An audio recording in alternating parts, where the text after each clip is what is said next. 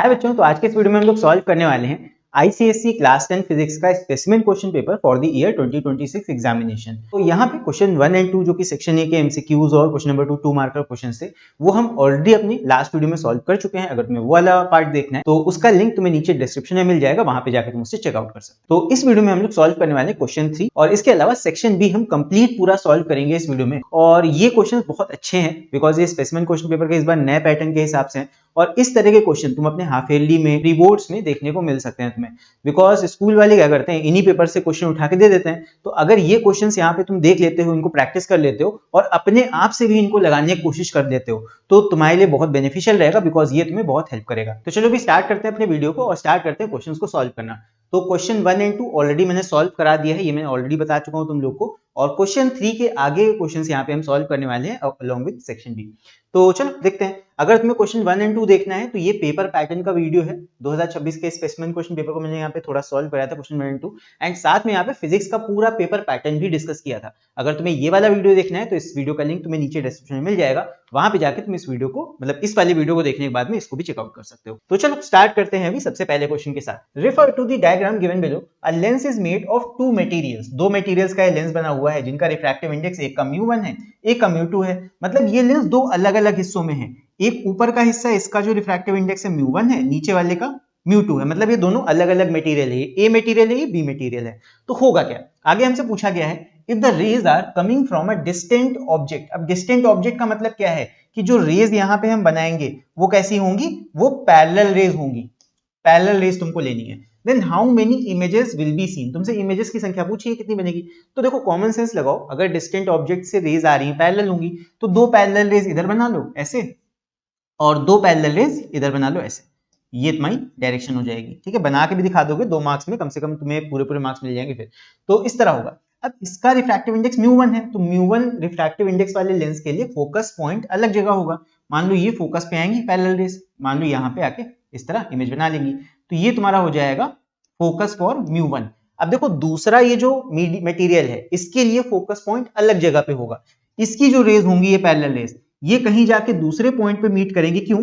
Because दोनों का refractive index अलग अलग है, एक का म्यू1 है, एक का म्यू2 है। तो इसका फोकस अलग जगह पे होगा और इसका फोकस कहीं अलग जगह पे होगा। ये एफ है तो ये एफ डैश मान लो। ठीक है, तो ये तुम्हारा एफ डैश हो जाएगा। यहाँ पे कहीं इमेज तुम्हें मिलेगी, ये है म्यू2 के लिए। तो सोच के देखो, दो जगह अलग अलग इमेजेस मिल रही है सेम ऑब्जेक्ट के लिए। ऑब्जेक्ट एक ही है, ये तुम्हारा ऑब्जेक्ट है एक ही, और इसी की दो अलग अलग इमेजेस तुम्हें देखने को मिल रही है। तो आंसर क्या हो जाएगा, यू विल सी 2 इमेजेस। यही तुम्हारा आंसर हो जाएगा। चलो आगे बढ़ते हैं। सो नेक्स्ट इसके बाद है the image given below displays kilowatt hour meter reading. तो मीटर रीडिंग ये तुम्हारा देखो प्रैक्टिकल यूजेज के ऊपर क्वेश्चंस आ रहे हैं। पहले क्या होता था, किताबी क्वेश्चंस होते थे, अब थोड़ा रियल लाइफ से चीजें लेके क्वेश्चंस बनाए जा रहे हैं। तो ये मीटर रीडिंग दो तुमको दिखा दी गई है। एक में मीटर रीडिंग है 856, ये तुम्हारी इनिशियल रीडिंग है, मतलब पहले की रीडिंग है। जैसे मान लो महीने की शुरुआत की रीडिंग हो गई, फिर उसके बाद थोड़े समय के बाद में हमने क्या किया, एक और रीडिंग ली। मतलब एक महीना जैसे खत्म हो जाता है, दोबारा मीटर रीडिंग लेने आता है, तो ये तुम्हारी फाइनल रीडिंग हो गई। दो रीडिंग्स यहाँ पे दी हुई हैं, मतलब इतना एनर्जी का कंजम्पशन हुआ है। तो यहाँ पे सबसे पहले तो हम ये निकालेंगे कि एनर्जी हमारी कितनी कंज्यूम हुई है। तो फाइनल रीडिंग में से इनिशियल रीडिंग माइनस कर देंगे, यही तरीका होता है। ये है 1567, इसमें से माइनस कर देंगे हम 856, माइनस कर दो, बस सॉल्व कर लो। यहाँ बचेगा 1, यहाँ बचेगा 1 और ये हो जाएगा 7।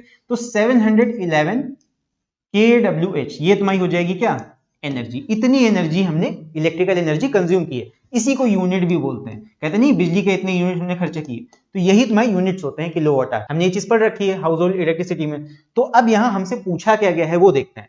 तो assuming a continuously running 2000 what air conditioner. सबके घर में एसी तो लगा ही हुआ है, यहाँ पे 2000 वॉट का एसी लगा है। अब 2000 वॉट ये तुम्हारी क्या है, पावर दी हुई है। This is your power. अब यहाँ पे एक चीज है, अभी जब सॉल्व करेंगे तो बताऊंगा। पावर इतना दे रखा है as the sole electrical device in use. तो एक ही डिवाइस हम यूज कर रहे हैं। आगे दिया है calculate the time interval, time हमें निकालना है। तो देख लो पावर दिया हुआ है, इलेक्ट्रिकल एनर्जी हमने निकाल लिया कितना खर्च हुई, और टाइम हमको निकालना है। तो सिंपल एक फॉर्मूला हम यूज करेंगे, क्या हो जाएगा, power is equal to electrical work upon time. तुमको टाइम निकालना है, टाइम को सब्जेक्ट में डालो। Time is equal to electrical work या electrical energy divide by P. Simple. Electrical energy कितनी है हमारी, 711 किलोवाट आवर, ये हो जाएगा kWh। अच्छा पावर कितना दे रखा है, वो तुमको दे रखा है 2000 वॉट। तो यहाँ पे एक चीज ध्यान दो, ये 2000 वॉट है और ऊपर है किलोवाट। तो नीचे भी वॉट को हमें किलोवाट में चेंज करना पड़ेगा, तब जाके ऊपर नीचे यूनिट्स कैंसिल होंगे। तो चेंज कर लेते हैं, ये हो जाएगा 711 kWh और नीचे हम 3 जीरो की जगह k लगा देते हैं, तो ये हो जाएगा 2 किलोवाट। भाई k में चेंज करने के लिए क्या करोगे, 1000 को k में चेंज कर दो, किलो हो गया।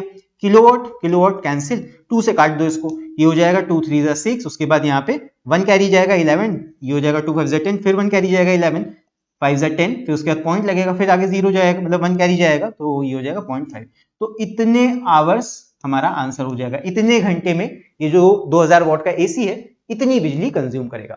सो यही हमारा आंसर हो जाएगा टाइम। ठीक है, तो आई होप क्वेश्चन समझ में आ गया होगा, अच्छा क्वेश्चन था ये, और इस तरह के क्वेश्चन तुम अपने जो स्कूल में एग्जाम्स होंगे हाफ ईयरली वाले, प्री बोर्ड वाले, उसमें देख सकते हो। चलो आगे बढ़ते हैं। नेक्स्ट है ABCDE is a regular pentagon with its centre of gravity. अभी सेंटर ऑफ ग्रेविटी का क्वेश्चन है, इसके ऊपर पहले ज्यादा क्वेश्चंस नहीं आते थे, बट अगर देखने को मिल रहा है तो इस बार के पेपर के लिए काफी ज्यादा इंपॉर्टेंट है। तो सेंटर ऑफ ग्रेविटी में क्या पूछा गया है, what will be the most probable position WXYZ, ये कुछ पॉइंट्स हैं, of the new centre of gravity. तो कुछ केसेस दिए हैं और ये तुम्हारा पेंटागन है, इसमें अभी सेंटर ऑफ ग्रेविटी कहां पे है, O पॉइंट पे। तो तुमसे क्या पूछा गया है कि ये पर्टिकुलर केसेस अगर हम कर देते हैं तब बताओ सेंटर ऑफ ग्रेविटी जो नई बनेगी वो कहां पे आएगी। तो पहला केस देखते हैं, if a piece of clay is attached at point A, मतलब क्ले अटैच कर देनी है पॉइंट ए पे। पॉइंट ए कहां है, नीचे। अगर हम यहाँ पे ए पॉइंट पे इस जगह पे ऐसे क्ले बहुत सारी लगा दें, क्ले को ऐसे चिपका दें यहाँ पे, तो होगा क्या, यहाँ पे मास ज्यादा हो जाएगा। और एक चीज याद रखो कि जो सेंटर ऑफ ग्रेविटी होती है ये मास की तरफ ही ज्यादा होती है, मतलब जिस तरफ मास ज्यादा होगा उस तरफ ही सेंटर ऑफ ग्रेविटी वाला पॉइंट तुम्हारा खिसक जाएगा, सीधी सीधी बात है। तो अगर तुम इधर की तरफ मास को इंक्रीज कर रहे हो ए पॉइंट की तरफ जो कि नीचे है, तो होगा क्या कि जो सेंटर ऑफ ग्रेविटी वाला पॉइंट है वो भी ए की तरफ ही शिफ्ट हो जाएगा। तो ए की तरफ देखो कौन सा पॉइंट है, एक्स दिख रहा है मुझे, तो बस आंसर हो जाएगा एक्स, कि सेंटर ऑफ ग्रेविटी पहले ओ पे थी, एक्स की तरफ शिफ्ट हो जाएगी, बस सिंपल है। फिर बी पार्ट देखो, if the pentagon is cut along the line P Q. अब कह रहा है कि ये जो पेंटागन है इसमें ये पी क्यू लाइन तुमको दिख रही है, ये वाली नीचे का हिस्सा कैंची से काट के हटा दो, ये हम हटा दें, तब क्या होगा, नीचे का हिस्सा हमने हटा दिया। अब सोच के देखो, जब कुछ ऐड कर रहे थे तो मास बढ़ा रहे थे, जब ये पार्ट तुम हटा दे रहे हो तो क्या कर रहे हो, मास को कम कर रहे हो। तो जब इधर का मास कम हुआ तो मास बढ़ेगा किधर, इधर की तरफ। तो मैंने जैसा कि बताया, मास जिधर की तरफ बढ़ेगा सेंटर ऑफ ग्रेविटी वाला पॉइंट उधर की तरफ बढ़ेगा। तो जब इधर का मास हटाने की वजह से इधर मास बढ़ा उल्टी तरफ, तो सीधी सी बात है सेंटर ऑफ ग्रेविटी इस बार अपोजिट साइड की तरफ जाएगा। तो अपोजिट साइड ऊपर की तरफ जाएगा, ऊपर की तरफ कौन सा पॉइंट दिख रहा है, जेड, आंसर हो जाएगा जेड। तो नई सेंटर ऑफ ग्रेविटी जेड की तरफ आ जाएगी हमें, बस सिंपल। थोड़ा सा दिमाग लगाएंगे ऐसे क्वेश्चंस को करने के लिए। चलो अगला देखते हैं। नेक्स्ट है ये कैलोरीमेट्री का क्वेश्चन आ गया। सो इसको पढ़ते हैं। अ सॉलिड ऑफ मास 60 ग्राम, एक सॉलिड है 60 ग्राम मास है, 100 डिग्री टेम्परेचर है, is placed 150 gram of water at 20 degree Celsius. तो दो सब्सटेंसेस है मिक्स किए जा रहे हैं, आगे दिया है the final temperature is 25 degree Celsius, final temperature भी दिया हुआ है। So we have to calculate the heat capacity of the solid. अच्छा हमें कैलकुलेट क्या करना है, हीट कैपेसिटी, यहां पे ध्यान दो, यही टर्म कीवर्ड है यहाँ पे। तुम्हें फाइंड करना है हीट कैपेसिटी यानी कि सी डैश। बच्चे क्या करते हैं यहाँ पे स्मॉल सी या स्पेसिफिक हीट समझ लेते हैं इसको, लेकिन यहाँ स्पेसिफिक हीट नहीं निकालना है। अगर स्पेसिफिक हीट निकालने लगोगे तब दिक्कत हो जाएगी, गड़बड़ हो जाएगी। तो यहाँ पे तुम्हें सी डैश निकालना है यानी कि हीट कैपेसिटी, ठीक है। और हीट कैपेसिटी होता क्या है, ये होता है मास मल्टीप्लाई बाय स्पेसिफिक हीट। अगर इसको तुम ऐसे देखो कि स्पेसिफिक हीट क्या होती है, ये होती है तुम्हारी heat capacity divide by mass, ऐसे। ये तुम्हारा फॉर्मूला दिया होगा बुक में, ये भी दिया होता है। तो तुम ये समझ लो कि हीट कैपेसिटी क्या है, नॉर्मल वाली स्पेसिफिक हीट कैपेसिटी में अगर हम मास मल्टीप्लाई कर दें तो मास ऊपर नीचे कट जाता है दोनों का, केजी केजी, तो बचता क्या है, सिर्फ जूल पर केल्विन बचता है तुम्हारे पास में, वही हो जाएगा ये हीट कैपेसिटी। तो इसको निकालना है। अब देखो कैसे निकालेंगे, यहां पे हम लगाएंगे heat gain is equal to heat loss. कौन करता है लॉस, वो वाला सब्सटेंस करता है जिसका टेम्परेचर पहले हायर होता है। तो हायर टेम्परेचर किसका है, सॉलिड का। तो इधर साइड हो जाएगा mc डेल्टा टी, इधर साइड हम रखेंगे सॉलिड वाली डिटेल्स, और इधर हो जाएगा mc डेल्टा टी, क्योंकि यहाँ पे स्टेट चेंज नहीं हो रहा है, सीधी बात टेम्परेचर का चेंज हो रहा है। इधर हम रखेंगे डिटेल्स वाटर की, ठीक है। अब यहाँ ध्यान दो, सॉलिड की तरफ तुम्हें क्या फाइंड करना है, calculate the heat capacity of solid. Solid की तरफ तुम्हें स्पेसिफिक हीट नहीं फाइंड करना, हीट कैपेसिटी फाइंड करना है। तो जहां पे m और c मल्टीप्लाई हो रहे हैं, इन दोनों की जगह क्या रख दो, c dash delta T is equal to, इधर सॉलिड का रहेगा, इस साइड कितना हो जाएगा वाटर का, तो वाटर की डिटेल्स हम रख देते हैं। वाटर का मास दे रखा है 150 multiply by specific heat capacity water की दे रखी है 4.2, ये रख दिया। और डेल्टा टी कितना हो रखा है, पानी का टेम्परेचर फाइनल कितना है 25 हो जाएगा, और पहले कितना था 20, तो ज्यादा में से कम वाला माइनस कर दो, ये हो जाएगा 25 माइनस 20। सॉल्व कर लो, और इधर साइड भी डेल्टा टी की वैल्यू रख सकते हो चाहे तो। इधर सॉलिड के लिए डेल्टा टी कितना हो जाएगा, सॉलिड का टेम्परेचर पहले था 100, बाद में हो जाएगा फाइनल 25, तो ये हो जाएगा 100 माइनस 25। सॉल्व कर लो इसको बस, तो ये हो जाएगा C dash is equal to, ये 75 होकर उधर डिवाइड में चला जाएगा, और इधर जो चीजें हैं उनको सॉल्व कर लो, 10 0 0 कट जाएगा, तो जो जो बच रहा 15 इंटू 42 इंटू 25 माइनस 20 बचेगा 5, और इधर 100 माइनस 25 फिर चला जाएगा इधर के नीचे, ये हो जाएगा 75। सॉल्व कर लो, 5 1 5 और 5 15 75, 15 1 15, 15 1 15, 42 आ जाएगा आंसर, तो ये हो जाएगा 42 जूल पर केल्विन, यही आ जाएगा हमारा हीट कैपेसिटी। तो बस ये चीज हमसे बोली थी, हमने निकाल दी, सॉलिड की हीट कैपेसिटी कितनी हो जाएगी 42 जूल पर केल्विन। आई होप ये वाला क्वेश्चन समझ में आ गया होगा, ये अच्छा क्वेश्चन था, एंड ऐसा क्वेश्चन तुम एक्सपेक्ट कर सकते हो अपने प्री बोर्ड्स में या फिर हाफ ईयरली एग्जाम जो भी चल रहे होंगे शायद में। चलो अगला क्वेश्चन देखते हैं। सो नेक्स्ट क्वेश्चन है हमारा, the diagram given below shows a copper wire bound around a U shape soft iron bar. तो ये तुम्हारा इलेक्ट्रोमैग्नेट का क्वेश्चन है। सॉफ्ट आयरन कोर पे हमने क्या किया, ऐसे वायर लपेट दिया चारों तरफ, क्या बन गया इलेक्ट्रोमैग्नेट। क्या कहा गया है देखो क्वेश्चन पढ़ो, first source P and then source Q, दो सोर्सेस हैं, यहां पे तुम्हें दिख रहा होगा, ये वाला जो सोर्स होता है जिसमें इस तरह एस कर्व बना होता है, ये तुम्हारा ऑल्टरनेटिंग करंट का सोर्स होता है। जहां बैटरी बनी है, बैटरी का सिंबल बना है, ये तुम्हारा डायरेक्ट करंट का सोर्स होता है, बस इतना ही अंतर है। एसी सोर्स जो घर में सप्लाई आती है, ये वाली बिजली घर में आती है, ओके, और ये जो डीसी सोर्स होता है, ये बैटरी से हमें मिलता है, ये बैटरी से मिलता है। तो कुल मिला के ये घर की लाइट है, ये बैटरी वाली लाइट है। तो कह रहे हैं, हमें क्या पूछा गया है हमसे वो देखते हैं। तो ए पार्ट है स्टेट ट्रू और फॉल्स। क्या बोला है, सोर्स पी यानी कि एसी वाला as well as source Q, यहां पे डीसी बैटरी वाला, when connected across A B, यहां पे ए बी में हमें इसे कनेक्ट करना है भाई तार से, चाहे ये वाला सोर्स लगाओ चाहे ये वाला, चाहे घर की लाइट लगा दो चाहे बैटरी लगा दो, तो क्या होगा, कैन अट्रैक्ट आयरन पिन। तो देखो, चाहे तुम एसी सोर्स यहां पे कनेक्ट करो, चाहे तुम डीसी बैटरी यहां पे कनेक्ट करो, चाहे एसी सोर्स हो चाहे डीसी बैटरी हो, दोनों ही केसेस में करंट तो फ्लो करेगा ना। जब करंट फ्लो करता है वायर से, तो वहां मैग्नेट या मैग्नेटिक फील्ड क्रिएट होगी, जिसकी वजह से ये आयरन पिन अट्रैक्ट हो जाएगी। तो ये चीज ट्रू है, दोनों ही केसेस में यहाँ पे करंट फ्लो करेगा, इलेक्ट्रोमैग्नेट बनेगा और ये पिन को अट्रैक्ट करेगा। Justify your answer to A with suitable reason, यही रीजन हो जाएगा in both cases, current flows through the coil and forms an electromagnet that attracts the iron pin. तो ये तुम्हारा आंसर हो जाएगा, सिंपल। चलो अगला देखते हैं, name the radiation that is emitted during the DK of a nucleus that has highest penetrating power. तुम पावर पे ध्यान दो, पेनिट्रेटिंग पावर भाई जिसकी सबसे ज्यादा पावर होगी, जिसमें सबसे ज्यादा एनर्जी होगी, उसकी पेनिट्रेटिंग पावर भी ज्यादा होगी। अल्फा बीटा गामा में सबसे ज्यादा पावर किसमें होती है, वो होती है गामा रेडिएशंस में, ये होती है गामा रेडिएशंस में। तो गामा रेडिएशन हमारा आंसर हो जाएगा। फिर उसके बाद अगला क्या बोला गया है, B part, does the emission of the above mentioned radiation result in the change in the mass of number. तो गामा रेडिएशन से इकलौता ऐसा होता है जहां पे कोई भी तुम्हारा मतलब चेंज नहीं होता, ना मास नंबर में ना एटॉमिक नंबर में। अल्फा बीटा होते हैं तो वहां चेंजेस आते हैं, बट गामा रेडिएशन के केस में कोई चेंज नहीं आता, तो यहाँ पे नो आ जाएगा, कोई चेंज नहीं होगा, नो चेंज, यहाँ नो चेंज लिख देंगे, बस ये भी हो गया। अगला देखते हैं, नेक्स्ट उसके बाद है 7, advanced optical sensors in air to air missile से पूरी कहानी दे रखी है, use fibre optic. Fibre optic पे ध्यान दो बस। चलो मेन पार्ट पढ़ते हैं, name the optical phenomena that allows light signals, ये पढ़ो, to remain confined within the fibre optic cable. Fibre optic cable की बात की गई है। जब तुमने रिफ्रैक्शन चैप्टर में last topic total internal reflection पढ़ा होगा, वहां पे फाइबर ऑप्टिक्स, एक ऑप्टिकल फाइबर का तुम्हें एग्जांपल दिया गया था, वही चीज है। तो यहां क्या बोला गया, name the optical phenomena, phenomena पूछा है, क्या हो जाएगा total internal reflection, short form लिखा है समझ जाना, टोटल इंटरनल रिफ्लेक्शन, उसी से ऑप्टिकल फाइबर में तुम्हारा लाइट फ्लो होती है। चलो अगला, explain the two main conditions necessary for this phenomena. देखो दो फिनोमिना होते हैं, मतलब दो यहाँ पे कंडीशंस होती हैं इस फिनोमिना के होने के लिए, कि लाइट ट्रेवल करनी चाहिए डेंसर टू रेयरर, रेयरर से डेंसर में जाएगी लाइट तब नहीं होता, डेंसर टू रेयरर मीडियम तुम्हारा जब लाइट ट्रेवल करती है तभी ये फिनोमिना होता है।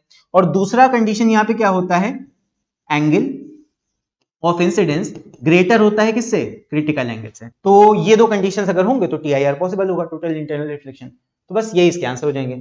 चलो अगला क्वेश्चन देखते हैं इसके बाद। अगला हमारा आ जाता है सेक्शन बी। तो सेक्शन बी स्टार्ट करते हैं अभी हम।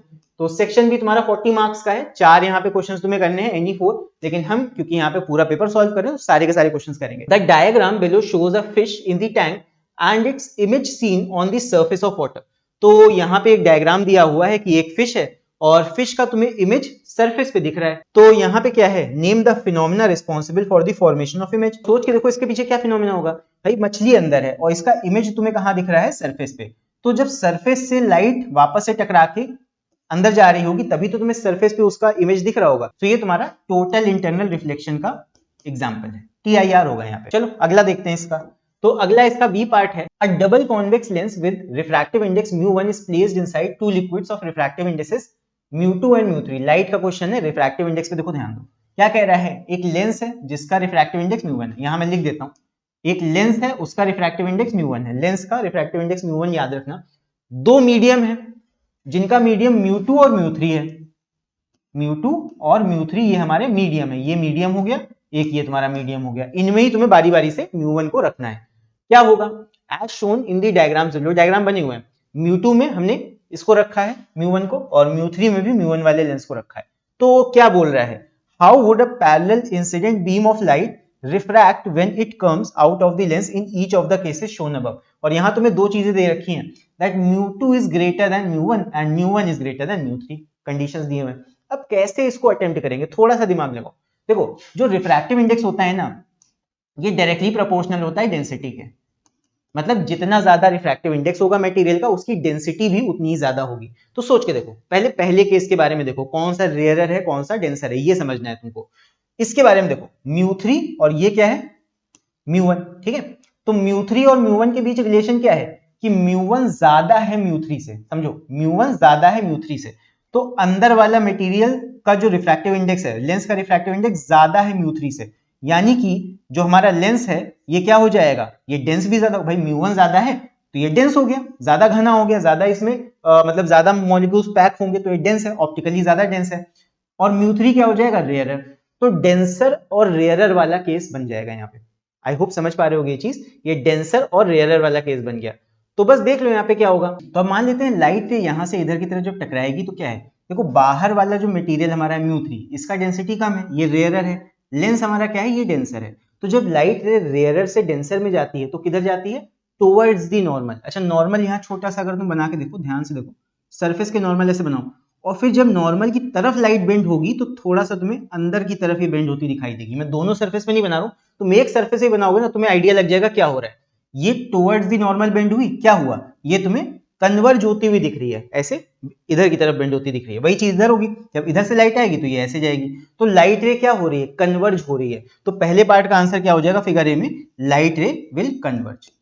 डेंसिटीज का फर्क है, तुम्हें बस रेयर डेंसर समझना है। उसी तरह यहां पे देखो, यहां का केस क्या दिया है, μ2 इज ग्रेटर देन μ1, मतलब μ2 का डेंसिटी ज्यादा है, ये डेंसर हो जाएगा, ये रेयर हो जाएगा यहाँ के केस में।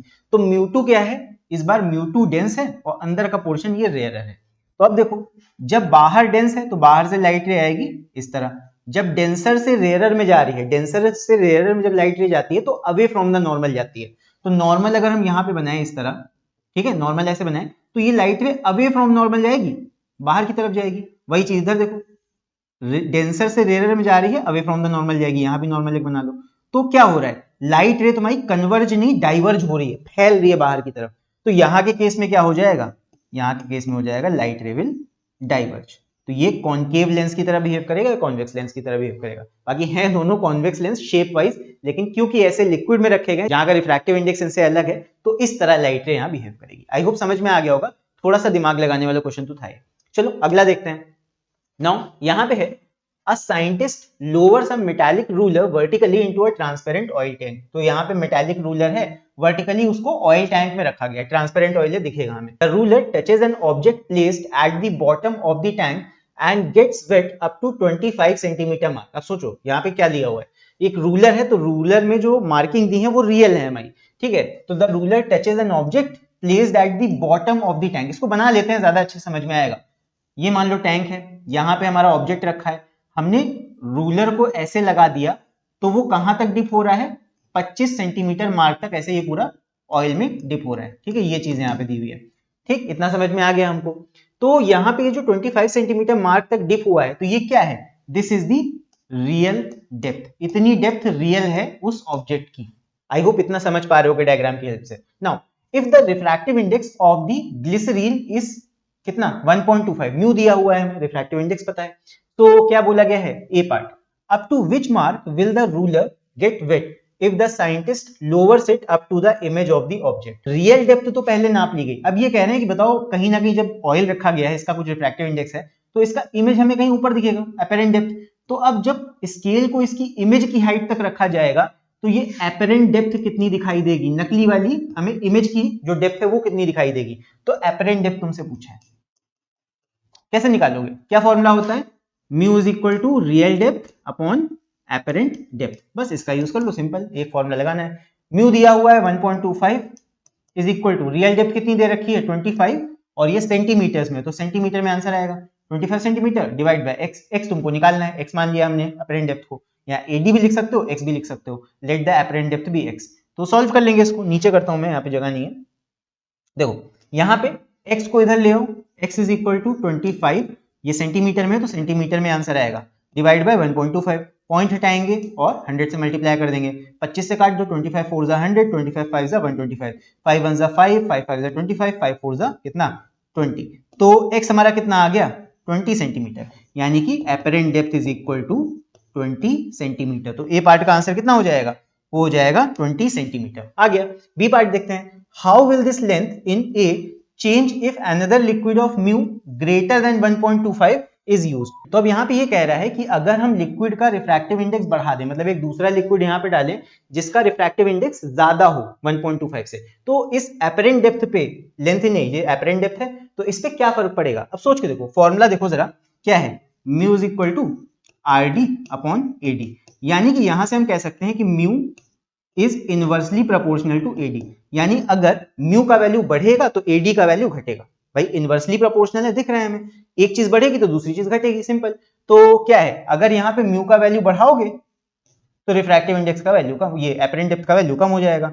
तो यहाँ पे बी पार्ट का आंसर क्या हो जाएगा, ये तो ए पार्ट का आंसर हो गया, बी पार्ट का आंसर होगा यहाँ पे अपरेंट डेप्थ विल डिक्रीज हो जाएगी, बिकॉज यहाँ पे म्यू के वो इनवर्सली प्रोपोर्शनल है। इस तरह हम इस क्वेश्चन को भी सॉल्व कर लेंगे। सो आई होप ये वाला क्वेश्चन समझ में आया होगा तुम लोग को। इस बार के क्वेश्चन थोड़ा सा ज्यादा कॉन्सेप्ट बेस्ड है, ज्यादा तुम्हें घुस के क्वेश्चन को सॉल्व करना पड़ेगा, तभी उसको तुम कर पाओगे, मतलब समझना पड़ेगा क्वेश्चन को अच्छे से, क्वेश्चन में समा तो नहीं जाओगे, सीधी सी बात है, बट क्वेश्चन को तुम्हें समझना पड़ेगा, तभी उसको तुम अटेंड कर पाओगे, राइट। इस तरह के क्वेश्चन इस बार काफी पूछे जाने वाले हैं। तो चलो अगला देखते हैं, पार्ट 3। पार्ट 3 है, a mixture of red blue and green light rays is pass through a convex lens as illustrated, convex lens है, ठीक है, तो कन्वर्ज करेगा, as illustrated in the diagram given below, state whether the ray passes through a single point और through different points on the principal axis after refraction. तो यहाँ पे देखो तीन कलर हैं, एक रेड है, दूसरा ब्लू है, तीसरा ग्रीन है, और हम सबको पता है कि डिफरेंट कलर्स के लिए जो म्यू होता है किसी भी मीडियम का, वो डिफरेंट होता है। तो जब म्यू का वैल्यू डिफरेंट होगा तो सब रे अलग अलग एंगल पे रिफ्रैक्ट करेंगी, सीधी सी बात है। तो यहाँ आंसर क्या हो जाएगा कि सिंगल पॉइंट पे तो नहीं करेंगे सारे कलर्स, अलग अलग पॉइंट पे, भाई रेड कहीं आएगा, ब्लू कहीं और जाएगा, ग्रीन कहीं और जाएगा, तीनों का जो फोकस पॉइंट होगा अलग अलग जगह होगा, डिफरेंट पॉइंट्स आ जाएगा, ये वाला हमारा करेक्ट हो जाएगा। This is the answer, the ray will pass through different points on the principal axis, ऐसे रे पास होके जाएगी, एक रे इधर, एक रे इधर, एक रे इधर, इस तरह होगा, ठीक है। चलो अगला देखते हैं, तो बी पार्ट देखते हैं, name the invisible radiations which is studied using the quartz prism. तो ये हो जाएगा तुम्हारा यूवी रेज, ये तुम्हारा स्पेक्ट्रम का क्वेश्चन है, तो यूवी रेज क्वार्ट्ज प्रिज्म की मदद से स्टडी की जाती हैं। इसके बाद सी है, state one use of radiation mentioned by you in the above. तो अल्ट्रावायलेट रेज को हम बेसिकली मेडिकल फील्ड में जो हमारे इंस्ट्रूमेंट्स होते हैं, मतलब डॉक्टर्स के इंस्ट्रूमेंट होते हैं, उनको स्टेरिलाइज करने के लिए यूज करते हैं। आरओ में यूज होता है यूवी रेज का, बैक्टीरिया को किल करने के लिए, राइट, वही चीज है। डी पार्ट देखते हैं, name one type of radiation with a wavelength greater than that of radiation mentioned by you in B part. तो बी पार्ट में यूवी रेज को हमने मेंशन किया है, तो किसका वेवलेंथ इससे ज्यादा होता है। तो देखो इससे आगे जाओगे तो फ्रीक्वेंसी और बढ़ेगा, इससे पीछे आओगे तो वेवलेंथ मतलब बढ़ेगा, ठीक है, ऐसे होता है। ये यूवी रेज है, इसके आगे जाओगे तो तुम्हारा फ्रीक्वेंसी इंक्रीज होगा, इसके पीछे आओगे तो वेवलेंथ, इस तरह चलता है। तो पीछे की तरफ जब आएंगे तो अल्ट्रावायलेट के पहले क्या आ जाता है, विजिबल रीजन आ जाता है। तो यहाँ पे इसका आंसर क्या हो जाएगा, विजिबल रीजन, विजिबल रीजन हो जाएगा। इसके अलावा तुम यहाँ पे इंफ्रारेड भी लिख सकते हो, कोई भी एक रे का तुम्हें नाम बताना है, और इंफ्रारेड भी यहाँ पे आंसर बता सकते हो, कोई भी नीचे की रे तुम लिख दो, ये सारे आंसर सही हैं। तो चलो भी अगला क्वेश्चन देखते हैं, क्वेश्चन नंबर 5। तो ये तुम्हारा लेंस के ऊपर बेस्ड क्वेश्चन है। तो यहाँ पे है, an object is placed at a distance of 24 centimetre ये तुम्हारा ऑब्जेक्ट का हो गया, यानी कि ये हो जाएगा तुम्हारा u। In front of convex lens है, ऑफ फोकल लेंथ 8 सेंटीमीटर, यानी f का वैल्यू तुम्हें 8 दे रखा है। तो यहाँ पे पूछा क्या गया है, दो चीजें पूछी गई हैं, what is the nature of image, तो नेचर ऑफ इमेज हम बताएंगे, साथ में सेकंड पार्ट में बोला है calculate the distance of the image from the lens. तो देखो पहले नेचर ऑफ इमेज हम बता देते हैं। कॉन्वेक्स लेंस है, फोकल लेंथ 8 है, और जो ऑब्जेक्ट है वो तुम्हारा 8 8 16 2f के भी इधर की तरफ कहीं, यहाँ पे ये मान लो f, ये 2f, यहाँ पे कहीं तुम्हारा ऑब्जेक्ट है, तो इसका जो इमेज बनता है वो तुम्हारा यहाँ कहीं बनेगा और नीचे इस तरह बनेगा इन्वर्टेड। तो रियल इमेज है, इन्वर्टेड इमेज है, तो यहाँ पे आ जाएगा नेचर ऑफ इमेज बोला है ना, तो रियल आ जाएगा, इन्वर्टेड, और डिमिनिश्ड भी लिख सकते हो यहाँ पे, ठीक है, रियल एंड इन्वर्टेड हो जाएगा। फिर उसके बाद बी पार्ट देखो, calculate the distance of the image from the lens. तो इसका पहले तुम डायग्राम बना लो, ज्यादा बेटर रहेगा। यहाँ डायग्राम छोटा सा बना लेते हैं इस तरह, ये हो गया f, ये 2f, और यहाँ पे हमारा ऑब्जेक्ट रखा हुआ है। ऑब्जेक्ट हमारा, इसका जो u है, u इज इक्वल टू 24। और एक चीज ध्यान रखना, लेंस के आगे की चीज है पॉजिटिव, साइन कन्वेंशन होता है यहाँ पे, u इज इक्वल टू तुम्हें निगेटिव 24 लेना है, क्योंकि ये इस तरफ को है, लेंस के पीछे की तरफ, और जितनी भी चीजें आगे की तरफ की हैं भाई, फोकल लेंथ तो तुम्हारी पॉजिटिव हो जाएगी 8, और तुम्हारा जो v होगा कहीं ना कहीं यहाँ पे इमेज बनेगा, तो v का वैल्यू भी तुम्हारा पॉजिटिव होगा, v is equal to question mark में निकालना, बिकॉज v भी तुम आगे इधर ही लोगे, ठीक है। जितनी भी चीजें एक तरफ की होंगी वो पॉजिटिव, एक दूसरी तरफ की नेगेटिव।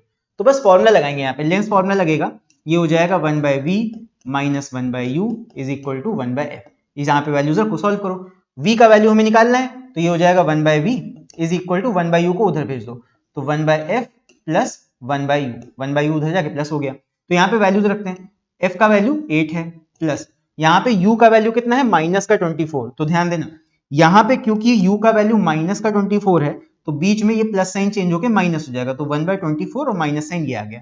सॉल्व कर लो, एलसीएम लो, यहाँ पे ये आ जाएगा 8 3 24, तो आ जाएगा 3 और माइनस 1, ठीक, एलसीएम ले लिया हमने, तो 3 माइनस 1 आ जाएगा 2/24, कैंसिल कर दो 1 और बाय 12, तो ये तुम्हारा 1/v का वैल्यू आया, यानी कि v इज इक्वल टू कितना आ गया, ये आ गया 12 सेंटीमीटर, यानी कि हमारी जो इमेज है वो कितने डिस्टेंस पे फॉर्म होगी, 12 सेंटीमीटर पे फॉर्म होगी। तो यहाँ पे आंसर कितना आ जाएगा, 12 centimetre, that's the answer. So I hope पहला क्वेश्चन भी तुम लोग को समझ में आया होगा। इसके बाद नेक्स्ट हमारा क्वेश्चन है, ये क्वेश्चन देखते हैं, ये तुम्हारा कैलोरीमेट्री का क्वेश्चन है, और यहाँ पे चार्ट के ऊपर यानी ग्राफ के ऊपर बेस्ड क्वेश्चन है, ग्राफ है इस तरह। तो देखते हैं क्या दिया हुआ है। तो यहाँ पे है the diagram below shows a cooling curve for a substance x. तो कूलिंग कर्व दिया हुआ है, देखो यहाँ पे टेम्परेचर चेंज नहीं हो रहा, फिर अचानक से यहाँ पे चेंज हुआ, टेम्परेचर फॉल हुआ, फिर यहाँ पे तुम्हारा ये वाला बिना टेम्परेचर चेंज के स्टेट चेंज हो रहा है, फिर उसके बाद टेम्परेचर फॉल हुआ। तो इस तरह यहाँ पे ग्राफ दिया हुआ है, टेम्परेचर इधर साइड लिखे हुए हैं। तो क्या पूछा गया है वो देखते हैं। पहला पार्ट है state the temperatures eight which the substance condenses. Condenses बोला गया है, कंडेंस का मतलब क्या होता है, तुम्हारा वेपर फॉर्म से, यानी कि गैस से लिक्विड में चेंज हो रहा है, गैस से लिक्विड। तो देखो जब इस टेम्परेचर के भी ऊपर होगा तो गैसियस स्टेट में होगा, यहाँ पे लिक्विड स्टेट में है, तो गैस से लिक्विड में चेंज कहां हो रहा है, यहाँ पे जहां टेम्परेचर नहीं बदल रहा है, लेटेंट हीट रिलीज हो रही है, तो यहाँ पे तुम्हारा गैस से लिक्विड में हम जा रहे हैं, तो इस जगह पे हो रहा है। तो क्या पूछा गया, स्टेट दैट टेम्परेचर पूछा है, तो टेम्परेचर कितने टेम्परेचर पे स्टेट चेंज होगा, 150 पे, तो यहाँ आ जाएगा 150 डिग्री, और ये सेल्सियस में दिए हैं, ऊपर लिखा है, तो 150 डिग्री सेल्सियस, ये इसका आंसर हो जाएगा। बी पार्ट देखो, mention the temperature range in which the substance in its liquid state. तो लिक्विड स्टेट में किस किस टेम्परेचर के बीच है, टेम्परेचर रेंज पूछा है ना, तो टेम्परेचर रेंज क्या हो जाएगी लिक्विड स्टेट की, देखो 150 से शुरू होगा लिक्विड स्टेट और कहां तक जाएगा 60, तो हम छोटे से बड़ा तक लिखेंगे 60 degree Celsius to 150 degree Celsius, यहां तक हमारा लिक्विड स्टेट में रहेगा, लिख दिया हमने। फिर सी पार्ट देखो, स्टेट ट्रू और फॉल्स, ट्रू फॉल्स बताना है। The amount of heat released when a substance is cooled by 10 degree Celsius in its liquid state is greater than the heat released when it is cooled by the same amount in its solid state. तो यहाँ पे जो statement दिया है ये एक तरह से ट्रू है, क्योंकि जब कोई भी सब्सटेंस अपने लिक्विड स्टेट में होता है तो उसमें ज्यादा अमाउंट ऑफ हीट स्टोर्ड रहती है, राइट, और जब तक वो सॉलिड स्टेट में जाता है उसकी हीट लूज हो चुकी होती है। तो एक तरह से स्टेटमेंट सही है और इसका आंसर हो जाएगा ट्रू।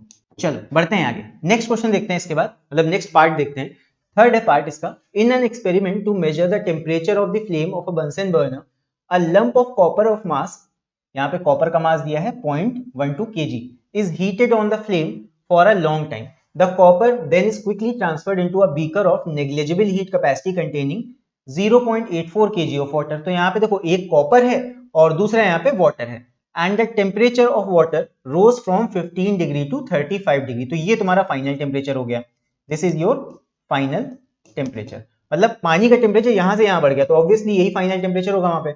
ये इसके लिए भी फाइनल है, वाटर के लिए भी फाइनल है। Calculate the temperature of the flame. तो देखो फ्लेम थर्ड चीज है, मेन चीजें यहाँ पे क्या है, दो सब्सटेंस है, एक कॉपर है फर्स्ट सब्सटेंस, इसको हमने पानी में डाला है और दोनों का फाइनल टेम्परेचर इतने तक गया है। तो बस यहाँ पे तुम्हें क्या निकालना है, calculate the temperature of the flame. तो सोच के देखो टेम्परेचर ऑफ फ्लेम क्या है, फ्लेम तो थर्ड पार्टी चीज है, मेन चीज ये पूछी कॉपर का टेम्परेचर कितना पहुंचा। भाई जितना फ्लेम का टेम्परेचर होगा उतनी तो कॉपर का पहुंच गया होगा टेम्परेचर। तो यहाँ पे यही चीज पूछी है, कॉपर का टेम्परेचर तुम्हें बताना है।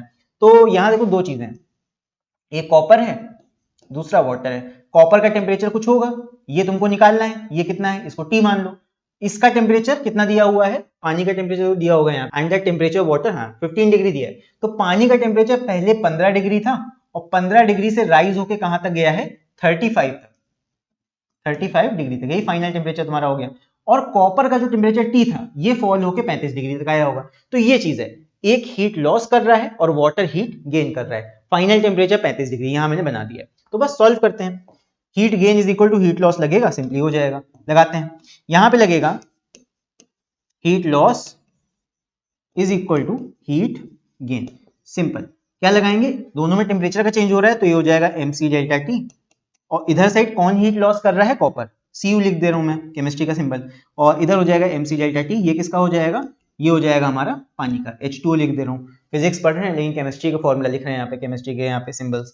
तो चलो सॉल्व करते हैं यहाँ पे। अब वैल्यूज रखनी है हमें, तो वैल्यूज रखना शुरू करो। पहले कॉपर का मास रखेंगे, ये दिया हुआ है 0.12, और स्पेसिफिक हीट कॉपर का देखो दे रखा होगा यहाँ पे, हीट कैपेसिटी, ये specific heat capacity of copper is 0.4। यहाँ पे ये चीज जरूर चेक कर लिया करो, 0.4 जूल पर ग्राम दिया है और यहाँ पे दिया हुआ है केजी, ये चीज डिफरेंट है। यहाँ तुम्हें जूल पर ग्राम दिया है और यहाँ जूल पर केजी दिया है, चाहे तो केजी को ग्राम में कन्वर्ट कर लो, ठीक है, चाहे यहाँ पे जो ये केजी दिया हुआ है इसको ग्राम में कन्वर्ट कर लो, अदरवाइज एक काम कर सकते हो, नहीं भी करोगे दोनों तरफ ये कैंसिल हो जाएगा, बिकॉज इधर का स्पेसिफिक ही इधर का स्पेसिफिक ही दोनों में ही ग्राम है, ग्राम ग्राम वैसे भी कैंसिल हो जाएगा। बाकी अगर करना चाहो इसको ग्राम में कर लो तो ज्यादा बेटर रहेगा मेरे हिसाब से, मैं इसको ग्राम में करके रखूंगा, ठीक है, आंसर ऐसे भी आ जाएगा बट ग्राम में करके रखो, ज्यादा बेटर तरीका है वो। तो मास में ग्राम में रखूंगा, 0.12 को 1000 से मल्टीप्लाई करो, कितना आ जाएगा, ये आ जाएगा 120 gram, multiply by specific heat capacity of copper कितना, जूल पर ग्राम में दी है 0.4, 0.4 रखा, बहुत कम होती है कॉपर की specific heat capacity. Delta T कितना हो रहा है कॉपर का, टी पहले था, जा रहा है फाइनल 35 तक, तो ये हो जाएगा T माइनस 35, T माइनस 35, यही T हमें निकालना है। इधर साइड वाटर की डिटेल्स रखो, वाटर का मास कितना दे रखा है 0.84, इसको भी ग्राम में कन्वर्ट कर लो बिकॉज इसका भी जूल पर ग्राम में ही दिया हुआ है। तो ये हो जाएगा 1000 से मल्टीप्लाई होकर 840, तो ये हो गया 840 मल्टीप्लाई बाय स्पेसिफिक हीट कितना दे रखा है 4.2, ये तो बच्चे बच्चे को पता है 4.2 जूल पर ग्राम पर डिग्री सेल्सियस पर केल्विन होता है। ये हो गया। डेल्टा टी पानी का कितना 35, मतलब 15 से 35 तक जा रहा है तो 35 माइनस 15 कर लो, ये आ जाएगा तुम्हारा 20। मैं डायरेक्ट 20 लिख रहा हूँ, करना क्या है 35 माइनस 15 लिख सकते हो, मैंने डायरेक्ट 20 लिख दिया। बस इसको सॉल्व करते हैं, क्या होगा, पॉइंट इधर हटेगा, पॉइंट इधर हटेगा, नीचे 10 10 लगाओगे 10 10 कैंसिल हो जाएगा, काम खत्म। फिर उसके बाद एक जीरो इधर से कटा, एक जीरो इधर से कटा, मैं इस तरह सॉल्व कर रहा हूँ, अगर कंफ्यूजन हो तो तुम अपने आप से भी इसको कॉपी पे लेके सॉल्व कर सकते हो।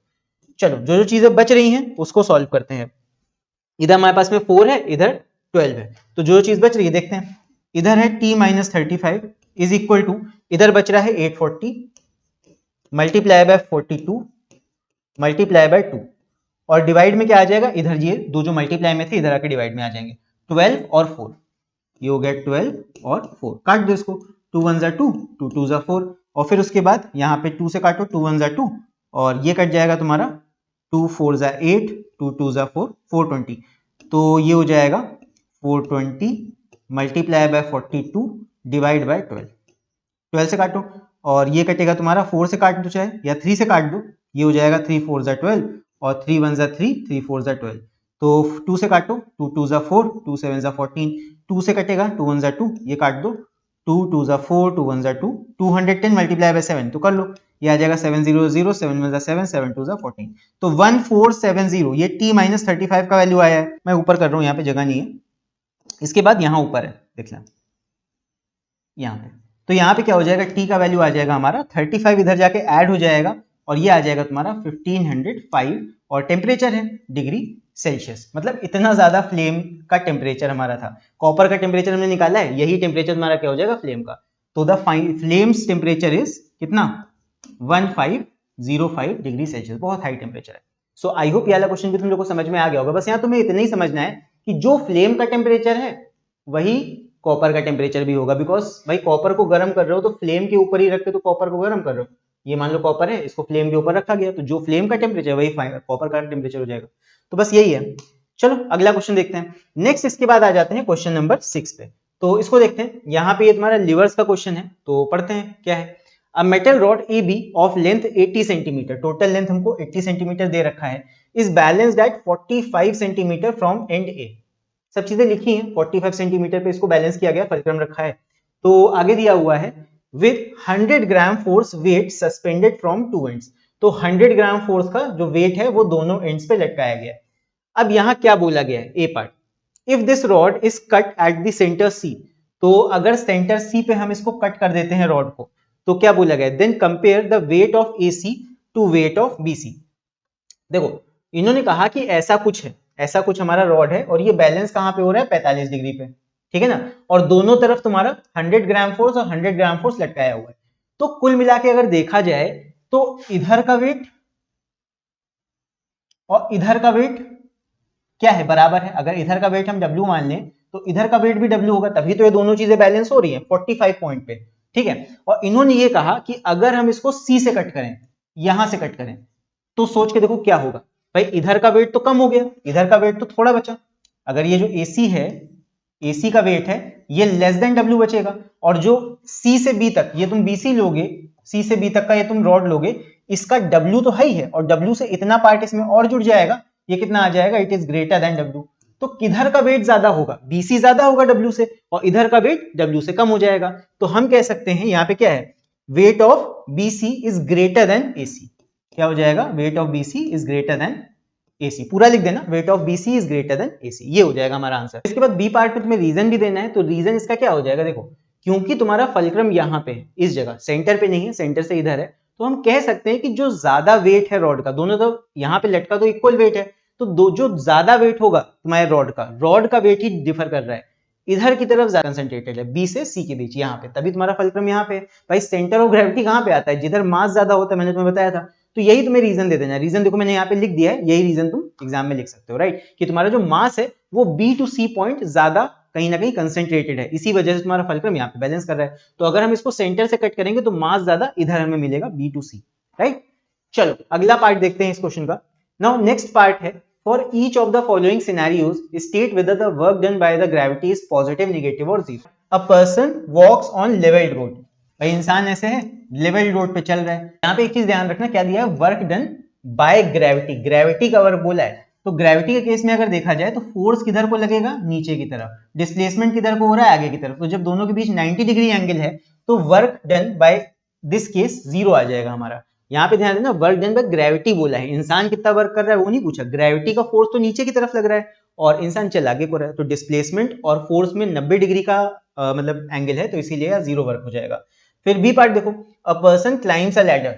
तो जब लैडर इस तरह चढ़ रहा है तो पर्सन ऊपर की तरफ जा रहा है, डिस्प्लेसमेंट ऊपर को, फोर्स नीचे को, तो वर्क डन अगेंस्ट ग्रेविटी हो रहा है, तो यहाँ पे तुम्हें वर्क निकलेगा। तो यहाँ पे क्योंकि तुम्हारा 180 डिग्री आ रहा है एंगल, तो ये तुम्हारा निगेटिव वर्क तुम्हें यहाँ पे करना पड़ेगा, तो यहाँ पे निगेटिव वर्क आ जाएगा। फिर उसके बाद C part, a car in neutral gear is coming down the slope. अब देखो स्लोप से ये हो जाएगा, कार नीचे की तरफ जा रही है तो इधर की तरफ आएगी कार, तो डिस्प्लेसमेंट भी नीचे की तरफ हो रहा है और ग्रेविटी का फोर्स तो इधर को है। देखो एग्जैक्टली सेम डायरेक्शन में नहीं है, लेकिन कुछ एंगल बीच में है, कॉस थीटा है, लेकिन कुल मिला के दोनों ही लगभग सेम डायरेक्शन में है। तो कह सकते हैं हम कि कुछ पॉजिटिव वर्क ही हमें देखने को मिलेगा बाय ग्रेविटी। ये इसका आंसर हो जाएगा। आई होप ये तीनों केसेस समझ में आए होंगे तुम लोग को। मेन एंगल के ऊपर सारा कुछ है। अगर एंगल सेम डायरेक्शन में है लगभग तो पॉजिटिव वर्क, अपोजिट है एकदम तो नेगेटिव वर्क, और अगर 90 डिग्री पे है तो जीरो। केसेस है सिंपल। तो चलो भी इस क्वेश्चन को थर्ड पार्ट देखते हैं। थर्ड पार्ट ये तुम्हारा एनर्जी के ऊपर है, काइनेटिक एनर्जी, पोटेंशियल एनर्जी। तो यहाँ पे एक फिगर दिया है, पढ़ते हैं क्या है। यहाँ पे है A, B, C and D are 4 points on a hemispherical cup. तो यहाँ पे तुम्हें एक कप दिया हुआ, ये उल्टा कप रखा हुआ है और कुछ नहीं है, एक कप को है उल्टा रख दिया है हमने, और placed inverted on the ground. Diameter BC is equal to, ये जो B to C है डायमीटर 360 दिया है, तो रेडियस कितना हो जाएगा इसका half, r is equal to कितना हो जाएगा 360 का हाफ यानी 180 सेंटीमीटर, रेडियस इतना हो गया r का वैल्यू। ठीक है, फिर आगे BC is equal to 360 centimetre and AE is equal to r/3। ये जो AE है, AE का वैल्यू भी यहीं पे निकाल लेते हैं, r/3, r का वैल्यू निकाल चुके हैं d/2 करके, इसका हाफ करके, तो AE is equal to r/3 करना है, 180/3 कर दोगे 6 3 18, ये आ जाएगा 60 सेंटीमीटर। सारी वैल्यूज हम निकाल लेते हैं ताकि आसानी रहे आगे। तो AE का वैल्यू भी मैंने निकाल के रख दिया, r is the radius of the cup, हो गया। ये चीजें सॉल्यूशन में हम कर देंगे। अ स्मॉल स्फेरिकल मास 500 ग्राम, एक छोटा सा स्फेरिकल मास 500 ग्राम का हमने लिया, रेस्ट एट पोजीशन ए, और उसको ए पोजीशन पे रख दिया। ये हमने स्फेरिकल मास ऐसे गोला ऐसे बॉल ले लिया, इसका मास कितना है 500 gram, m is equal to 500 gram. Okay, ये इसका मास हो गया। Now is slides down along the smooth surface of the cup, ये स्लाइड करता हुआ फिसलता हुआ नीचे की तरफ आ रहा है। Assuming that there is no loss of energy, calculate, तो कैलकुलेट क्या करना है, कोई लॉस ऑफ एनर्जी नहीं हो रहा है, ढलान से ऐसे फिसल के नीचे आ रहा है, तो हमें फाइंड क्या करना है, ए पार्ट में potential energy at A relative to B. यहाँ पे यही तुम्हारा ग्राउंड हो गया, जीरो हो गया, तो कह सकते हो P पूछा है पोटेंशियल एनर्जी, पोटेंशियल एनर्जी क्या हो जाती है mgh, जो कि कितनी हो जाएगी, मास तुम्हें कितना दिया है 500 ग्राम, इसको हम केजी में कन्वर्ट करेंगे तो 500 डिवाइड बाय 1000 कितना आ जाएगा 0.5, केजी में रखा जाता है, SI यूनिट में कन्वर्ट करके ही हम रखेंगे। तो 0.5 मल्टीप्लाई बाय जी का वैल्यू कितना दिया हुआ है, ये दिया है 10, मल्टीप्लाई बाय एच, हाइट कितना, देखो बी से ए के बीच टोटल हाइट कितना है यहां से यहां तक, भाई ये तुम्हारा देखो यहां पे रेडियस सेम रहेगा, यहां से यहां तक जो रेडियस होगा वही तुम्हारा यहां से यहां तक का हाइट होगा टोटल, ये r/3 तो यहां तक है, टोटल ये जो है ये r है, तो r तुम्हारा कितना हमने फाइंड किया था 180 यहाँ पे रख दो, और 180 कितना है सेंटीमीटर में है, तो बच्चे यही गड़बड़ करते हैं, SI में कन्वर्ट करके रखोगे मीटर्स में, मास को केजी में रखना है, इसको मीटर में कन्वर्ट करके रखना है, तो 180 सेंटीमीटर है, इसको मीटर में करने के लिए क्या करोगे 100 से कर दोगे डिवाइड, जो कि हो जाएगा 1.8 मीटर। ठीक है, मैं सिंपल रख रहा हूँ, जगह कम है तो मैं डायरेक्ट कन्वर्ट करके रख रहा हूँ, तुम्हें कन्वर्ट करके दिखाना पड़ेगा तब यहाँ रखना होगा। तो बस सॉल्व कर दो इसको, पॉइंट हटेगा नीचे 10 लगेगा, यहाँ पॉइंट हटेगा नीचे 10 लगेगा, 0 से 0 काट दो, यहाँ पे 5 1 5, 5 2 10 कट जाएगा, उसके बाद 2 1 2 और 2 9 18 कट जाएगा, तो बस कितना आ गया, ये आ जाएगा 9 जूल। अगला इसके बाद बी पार्ट देखते हैं, तो बी पार्ट में हमसे क्या बोला है, speed at the point B. अब ये पूछा है हमसे कि बताओ जब ए से ये बॉल फिसल के बी तक आएगी तो बी पॉइंट पे इसकी स्पीड क्या होगी, ये पूछी है हमसे। तो स्पीड क्या बताओगे, स्पीड कैसे बताओगे, देखो यहाँ पे बी पॉइंट पे देखो ए से बी तक जब आएगी बॉल तो उसका सारा का सारा पोटेंशियल एनर्जी कन्वर्ट किस में हो जाएगा, काइनेटिक एनर्जी में, राइट। सोच के देखो यहाँ पे जब बॉल, यहाँ बता देता हूं, जब ये बॉल बी पॉइंट, देखो जब ये बॉल तुम्हारी ए टू बी पॉइंट जाएगी तो एनर्जी का कन्वर्जन क्या हो जाएगा, potential energy will change into kinetic energy, यानी कि ये जो 9 जूल है ये सारी की सारी काइनेटिक एनर्जी में कन्वर्ट हो जाएगी, राइट। तो हम कह सकते हैं बी पॉइंट के लिए दैट बी पॉइंट पे जो पोटेंशियल एनर्जी था ए पॉइंट का वो किस में कन्वर्ट हो जाएगा, काइनेटिक एनर्जी में, और काइनेटिक एनर्जी का वैल्यू क्या होता है हाफ mv स्क्वायर, यहाँ पे वैल्यू रखो, के का वैल्यू 9 जूल, भाई लास्ट केस में जो हमने पोटेंशियल एनर्जी निकाला है यही सारा का सारा बी पॉइंट पे चेंज हो जाएगा काइनेटिक में, तो यही सेम एनर्जी 9 हमने रख दी के की जगह, is equal to 1/2 mass ball का कितना 0.5 kg, कन्वर्ट कर चुके हैं हम केजी में, इंटू वी स्क्वायर, बस तुमको क्या करना है वी का वैल्यू निकाल लेना है कि कितनी वेलोसिटी होगी, तो निकाल लो, ये हो जाएगा 9 2 18, 0.5 नीचे आ जाएगा, तो 18 divide by 0.5 is equal to we square, point का पॉइंट हटाओ ऊपर 0 लगाओ, ये हो जाएगा 5 1 5, 5 3 15, 3 बचा, 5 6 30, तो 36 आ गया, तो ये आ गया v square is equal to 36, v का वैल्यू कितना आ जाएगा +-6, और हमसे पॉजिटिव वैल्यू लेंगे बिकॉज वेलोसिटी पॉजिटिव ही होती है, तो v इज इक्वल टू 6 आ जाएगा, और ये आ जाएगा तुम्हारा मीटर पर सेकेंड, ये आ जाएगा हमारा आंसर। वेलोसिटी कितनी हो जाएगी बॉल की, जब नीचे बी पॉइंट तक आएगी उसकी वेलोसिटी हो जाएगी 6 मीटर पर सेकेंड। तो आई होप ये वाला पार्ट भी तुम लोग को समझ में आया होगा। चलो इसका सी पार्ट देखते हैं। सी पार्ट में बोला है काइनेटिक एनर्जी एट डी, अब कोई एक बीच का पॉइंट यहाँ पे ले लिया, तो अब तुमसे यहाँ पे पूछा है कि बताओ डी पॉइंट पे काइनेटिक एनर्जी कितनी होगी, तो यहाँ पे थोड़ा तुम्हें ज्यादा दिमाग लगाना पड़ेगा। देखो क्या होगा जब बॉल फिसल के ए से डी पॉइंट तक आएगी तो उसके हाइट में चेंज कितना आ रहा है, चेंज आ रहा है r/3 का, लेकिन इससे हम कुछ नहीं निकाल सकते, राइट। हमें क्या करना पड़ेगा, हमें ये निकालना पड़ेगा कि डी पॉइंट पे आते आते बॉल में कितनी पोटेंशियल एनर्जी बची है, डी पॉइंट तक आते आते बॉल में कितनी पोटेंशियल एनर्जी बची है ये तुमको निकालनी पड़ेगी। तो पोटेंशियल एनर्जी के लिए तुम्हें ये वाली हाइट भी चाहिए होगी, है ना, ये वाली हाइट चाहिए होगी। तो इस वाली हाइट को निकालने के लिए क्या करोगे, इतनी हाइट यहां से यहां तक कितनी है r/3, टोटल हाइट कितनी है r, तो h इज इक्वल टू हो जाएगा टोटल हाइट, ये जो रेडियस है r में से r/3 को माइनस कर दो, एलसीएम ले लो, ये आ जाएगा तुम्हारा 3r - r यानी कि 2r/3। तो ये जो हाइट है यहां तक e तक, यहां बेस से लेके e तक, ये आ गई हमारी 2r/3। r का वैल्यू हमें पता है 180, तो ये भी तुम निकाल सकते हो, यहां पे मैं निकाल दूंगा h is equal to 2, r का वैल्यू है 180, बाद में इसको मीटर में चेंज कर देंगे बाय 3, ये हो जाएगा 6 3 18 और 0, तो 6 2 12, ये आ जाएगा 120 सेंटीमीटर। यानी कि यहां से यहां तक की जो हाइट है डी पॉइंट तक, ये है 120 सेंटीमीटर। ये हम डी पॉइंट के लिए कर रहे हैं, ये डी पॉइंट के लिए हाइट हमारी 120 सेंटीमीटर आ गई। मीटर में चेंज करना हो तो आ जाएगी 1.2 मीटर, हो गया चेंज। अब देखो कैसे यहाँ पे इसकी मदद से हम पोटेंशियल एनर्जी निकालेंगे। PE at D point is equal to आ जाएगा mgh, मास कितना बॉल का 0.5, जी का वैल्यू कितना 10, हाइट कितनी हमने निकाली 1.2, सॉल्व कर लो, ये हो जाएगा तुम्हारा पॉइंट, हटा दो नीचे 10 लगा दो, यहाँ पे 1.2 का पॉइंट हटाओ, नीचे 10 लगाओ, 0 से 0 कट जाएगा, 5 1 ज़ा 5, 5 2 ज़ा 10, कितना आ जाएगा, ये आएगा यहाँ पे, देखो यहाँ पे 1/2 बचा, मल्टीप्लाई बाय 0 कट चुका है, सिर्फ यहाँ पे 12 बचा, तो इसको काटो, ये आ जाएगा 2 6 ज़ा 12। तो पोटेंशियल एनर्जी हमारी कितनी आ गई, 6 जूल आ गई। ठीक है, इस पॉइंट पे आते आते पोटेंशियल एनर्जी बॉल में कितना बचा होगा, 6 जूल बचा होगा।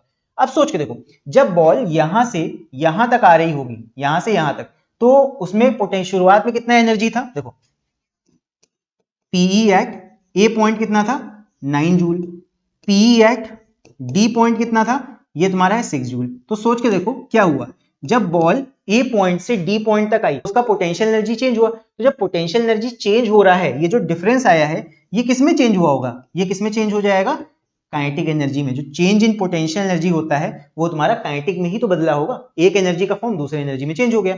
तो यही जो चेंज हुआ है किसमें हो गया, काइनेटिक एनर्जी में। तो तुम लिख सकते हो K is equal to change in potential energy, जो कि कितना हो जाएगा 9 - 6, दोनों पॉइंट्स का 9 - 6 कर लो, कितना आ जाएगा, ये आ जाएगा तुम्हारा, आगे लिख देता हूं, ये हो जाएगा 3 जूल्स। तो 3 जूल्स तुम्हारा काइनेटिक एनर्जी आ जाएगा एट पॉइंट डी, के ई एट डी, कितना हो जाएगा 3 जूल्स। सो आई होप ये वाला क्वेश्चन भी तुम लोगों को समझ में आ गया होगा। काफी ज्यादा इन डेप्थ क्वेश्चन था, थोड़ा सा जब इसको समझ पाओगे तभी कर पाओगे।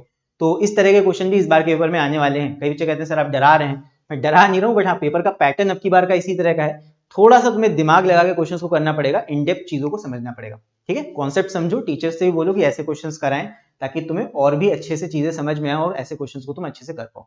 राइट, बाकी मैं तो करा ही रहा हूँ, देख सकते हो यहाँ पे ऐसे क्वेश्चंस तुम्हें भी अगर मिले तो मुझे भेज सकते हो तुम मेरे ईमेल आईडी पे amplifylearning@yahoo.com, हो सकता है मैं उनको सॉल्व करा दूं। ठीक है, सबका हेल्प हो जाएगा। चलो अगला क्वेश्चन देखते हैं। नेक्स्ट इसके बाद आते हैं क्वेश्चन नंबर 7 पे। तो यहाँ पे है, a block and tackle system of pulleys has velocity ratio 4, तो 4 का है, क्या है, draw a labelled diagram of the system indicating clearly the direction of load and effort. Block and tackle system बनाना है, पुली यहाँ पे वेलोसिटी रेशियो कितना है 4, तो रेशियो वेलोसिटी रेशियो 4 है, Vr इज इक्वल टू 4, तो एन भी कितना हो जाएगा 4, तो 4 पुली का यहाँ ब्लॉक एंड टैकल सिस्टम बना देते हैं। देखो ये तुम्हारा ऊपर हो गया फिक्स सपोर्ट, 2 पुली ऊपर होनी है, 2 पुली नीचे होनी है, तो यहां से ऐसे टंगेंगी पुली, और यहां से पहले एक सपोर्ट टांग दो इस तरह, और नीचे एक सपोर्ट इस तरह बना दो। ठीक है, 2 पुली नीचे 2 पुली ऊपर, सबसे पहले बड़ी पुली, फिर उसके बाद छोटी पुली, फिर उसके बाद यहाँ भी एक छोटी पुली और एक बड़ी पुली, फिर यहाँ पे क्या करो, यहाँ पे टांग दो लोड अपना। ठीक है, फिर उसके बाद यहाँ पे रस्सी हमें लगानी है, तो रस्सी कहाँ जाएगी, सबसे पहले नीचे से ही हमें रस्सी लेनी है इस तरह, ये ऐसे घूम के जाएगी इस तरह, फिर उसके बाद सबसे नीचे वाली पुली में जाएगी, फिर यहाँ से घूम के जाएगी ऐसे, फिर छोटी वाली पुली में ऊपर जाके चक्कर लगा के ऐसे आएगी, फिर उसके बाद ऐसे जाएगी ऐसे जाएगी ऐसे जाएगी, और यहाँ पे जाके यहाँ ऐसे हुक लगेगा और हुक में जाके ऐसे बंध जाएगी, इस तरह होगा। तो यहाँ पे हमेशा देखो टेंशन का डायरेक्शन ऊपर ही की तरफ रहता है, ये हो जाएगा इधर का टेंशन टी, फिर उसके बाद यहाँ पे टेंशन टी ऊपर लगेगा, यहाँ पे टेंशन ऊपर टी लगेगा, यहाँ पे एक टी लगेगा और यहाँ पे टी लगेगा। तो जो लोड है, लोड तुम्हारा 4 टेंशन में बढ़ जाएगा, और एफर्ट तुम्हारा यहाँ पे एक टेंशन में बढ़ जाएगा। यहाँ तुम आदमी बनाना है तो आदमी ऐसे बना दो, ये आदमी ऐसे रस्सी पकड़ के खींच रहा है। ठीक है, तो इस तरह हम इसको बना सकते हैं। ये हमारा लोड हो गया, ओके, ये लोड हो गया, और ये तुम्हारा एफर्ट हो गया, और यहाँ पे पुली का जो ये पॉइंट होता है पिवट, ये तुम यहाँ बना सकते हो। फिर इसके बाद क्या कहा गया, ए पार्ट तुमने बना दिया, फिर इसके बाद पढ़ते हैं बी पार्ट में क्या है, calculate the potential energy gained by the load of 100 kgf lifted by this pulley to a height of 5 metre. तो चलो यहाँ पोटेंशियल निकाल लेते हैं। तो U इज इक्वल टू क्या होता है, वर्क डन अगेंस्ट ग्रेविटी। भाई ऊपर को हम लोड खींच रहे हैं तो क्या हो जाएगा mgh। मास में कितना दे रखा है 100 kg, केजी में ही इसको ले लो सीधे से 100 kg मल्टीप्लाई बाय g का वैल्यू कितना 10 है, और हाइट कितनी, हाइट तक हम खींच रहे हैं 5 मीटर तक। तो बस सॉल्व कर लो इसको, कितना आ जाएगा 5 10, ये 3 जीरो हो जाएंगे तो ये आ जाएगा 5000 जूल। बस यही हो जाएगा हमारा आंसर। सो आई होप ये वाला क्वेश्चन भी तुम लोग को समझ में आ गया होगा। मेन यहाँ पे जो ये डायग्राम है ये काफी ज्यादा इंपॉर्टेंट होता है, और ये कई बार पूछा, कई बार क्या हर साल ही लगभग एक नया क्वेश्चन इस पे आते ही आता है। ब्लॉक एंड टैकल दे देगा, बनाने के लिए आ जाता है सीधे सीधे। तो कैसे बनाते हैं मैंने बता दिया है, और बाकी इसके ऊपर मेरा एक वीडियो भी है, उसे भी जाके तुम देख सकते हो कि ब्लॉक एंड टैकल सिस्टम किसी भी टाइप का, मतलब कोई भी तुम्हें वेलोसिटी रेशियो दिया हो, कोई भी वीआर दिया हो, मतलब नंबर ऑफ पुलिस 3 हो 4 हो 5 हो, उसको कैसे बनाते हैं इसके ऊपर मेरा एक वीडियो भी है, सर्च कर सकते हो जाके यूट्यूब पे। पुली एम्पलीफाई लर्निंग टाइप करना, पुली और आगे लिख देना एम्पलीफाई लर्निंग, और यूट्यूब पे सर्च करना मिल जाएगा। चलो अगला देखते हैं। सो नेक्स्ट हमारा क्वेश्चन है, मतलब इसका पार्ट है पार्ट 2। इसको देखते हैं क्या है। ये तुम्हारा इको का क्वेश्चन है। A person standing in front of a cliff fires a gun and hears its echo after 3 seconds. तो स्पीड ऑफ साउंड दिया है, तो देखते हैं क्या है। यहाँ पे डायग्राम बना लेते हैं। ये क्लिफ है, a person standing in front of a Cliff, यहाँ पे पर्सन खड़ा हुआ है, इसके हाथ में बंदूक है, ठीक है, ये गन हो गई, इसने फायर की गन। तो गन फायर करने के बाद में इसको इको कितने टाइम के बाद सुनाई दिया, 3 सेकंड्स के बाद। तो पहले साउंड गया होगा यहाँ तक, फिर उसके बाद टकरा के आया होगा इसके कानों तक। तो ये होने में टाइम कितना लगा, 3 सेकंड्स का, ठीक है। स्पीड हमें दे रखी है यहाँ पे 336 metre per second. So we have to calculate the distance of the person from the cliff. बहुत ही सिंपल क्वेश्चन है। यहाँ से यहाँ तक का डिस्टेंस d ले लेते हैं, तो टोटल डिस्टेंस ट्रेवल 2d हो जाएगा। तो पहला पार्ट क्यों निकालते हैं, सीधे सीधे ये इको का केस है, क्या हो जाएगा, ये हो जाएगा तुम्हारा speed is equal to distance upon time. मैं तो कहता हूँ बच्चों वाला फॉर्मूला लगाओ, speed is equal to distance upon time, जो छोटे क्लास में पढ़ते हैं। स्पीड हमें कितना दे रखा है साउंड का, 336 मीटर पर सेकंड। सारी वैल्यूज एसआई में ही रखना, ध्यान रखना ये चीज का। तो डिस्टेंस, टोटल डिस्टेंस कितना, इधर से इधर साउंड गया, इधर से इधर गया, तो टोटल डिस्टेंस 2d हो जाएगा। ये चीज ध्यान रखना, इको हो रहा है तो 2d डिस्टेंस रखोगे यहाँ पे। टोटल टाइम कितना लग रहा है, 3 सेकंड का। सॉल्व कर लो, d का वैल्यू निकालना है बस, 3 इधर ले और 2 नीचे डिवाइड में चला जाएगा। तो d is equal to 336 multiply by 3 divide by 2। 2 से काटो, 2 1 2, ये हो जाएगा 2 1 2। उसके बाद 1 कैरी गया 13, 2 6 12, फिर 1 कैरी गया 16, 2 8 16, तो 168 into 3, ये आ जाएगा 8 3 24, 2 कैरी गया 6 3 18, 19 20, 2 कैरी गया 3 1 3 4 5, तो 504 मीटर्स ये आ जाएगा तुम्हारा distance of the person from the Cliff. ये आ गया पहले पार्ट का आंसर। बी पार्ट देखते हैं। बी पार्ट में क्या हमसे बोला गया निकालने के लिए। बी पार्ट है after moving a certain distance from the Cliff. अच्छा, फ्रॉम द क्लिफ है मतलब यहाँ पे अब ये पर्सन थोड़ा सा क्लिफ से दूर जा रहा है, ठीक है। यहाँ पे कीवर्ड देखो, after moving a certain distance to the cliff, नहीं क्लिफ की तरफ नहीं, from the cliff, away from the cliff. He fires the gun again and this time the echo is heard after 1.5 second. तो इसने क्या किया, थोड़ा सा डिस्टेंस बढ़ा दिया। मान लेते हैं इसने x डिस्टेंस और बढ़ा दिया क्लिफ से, ठीक है, x डिस्टेंस से थोड़ा पीछे हट गया। फ्रॉम द क्लिफ बोला है, अवे फ्रॉम हम समझ ले रहे हैं इसको। तो डिस्टेंस बढ़ाया तो टाइम ऑफ इको भी देखो बढ़ गया। Is heard 1.5 second later than the first. सोचो 1.5 second later than the first, यानी इस बार टाइम कितना हो जाएगा 3 प्लस 1.5 यानी कि 4.5 सेकंड।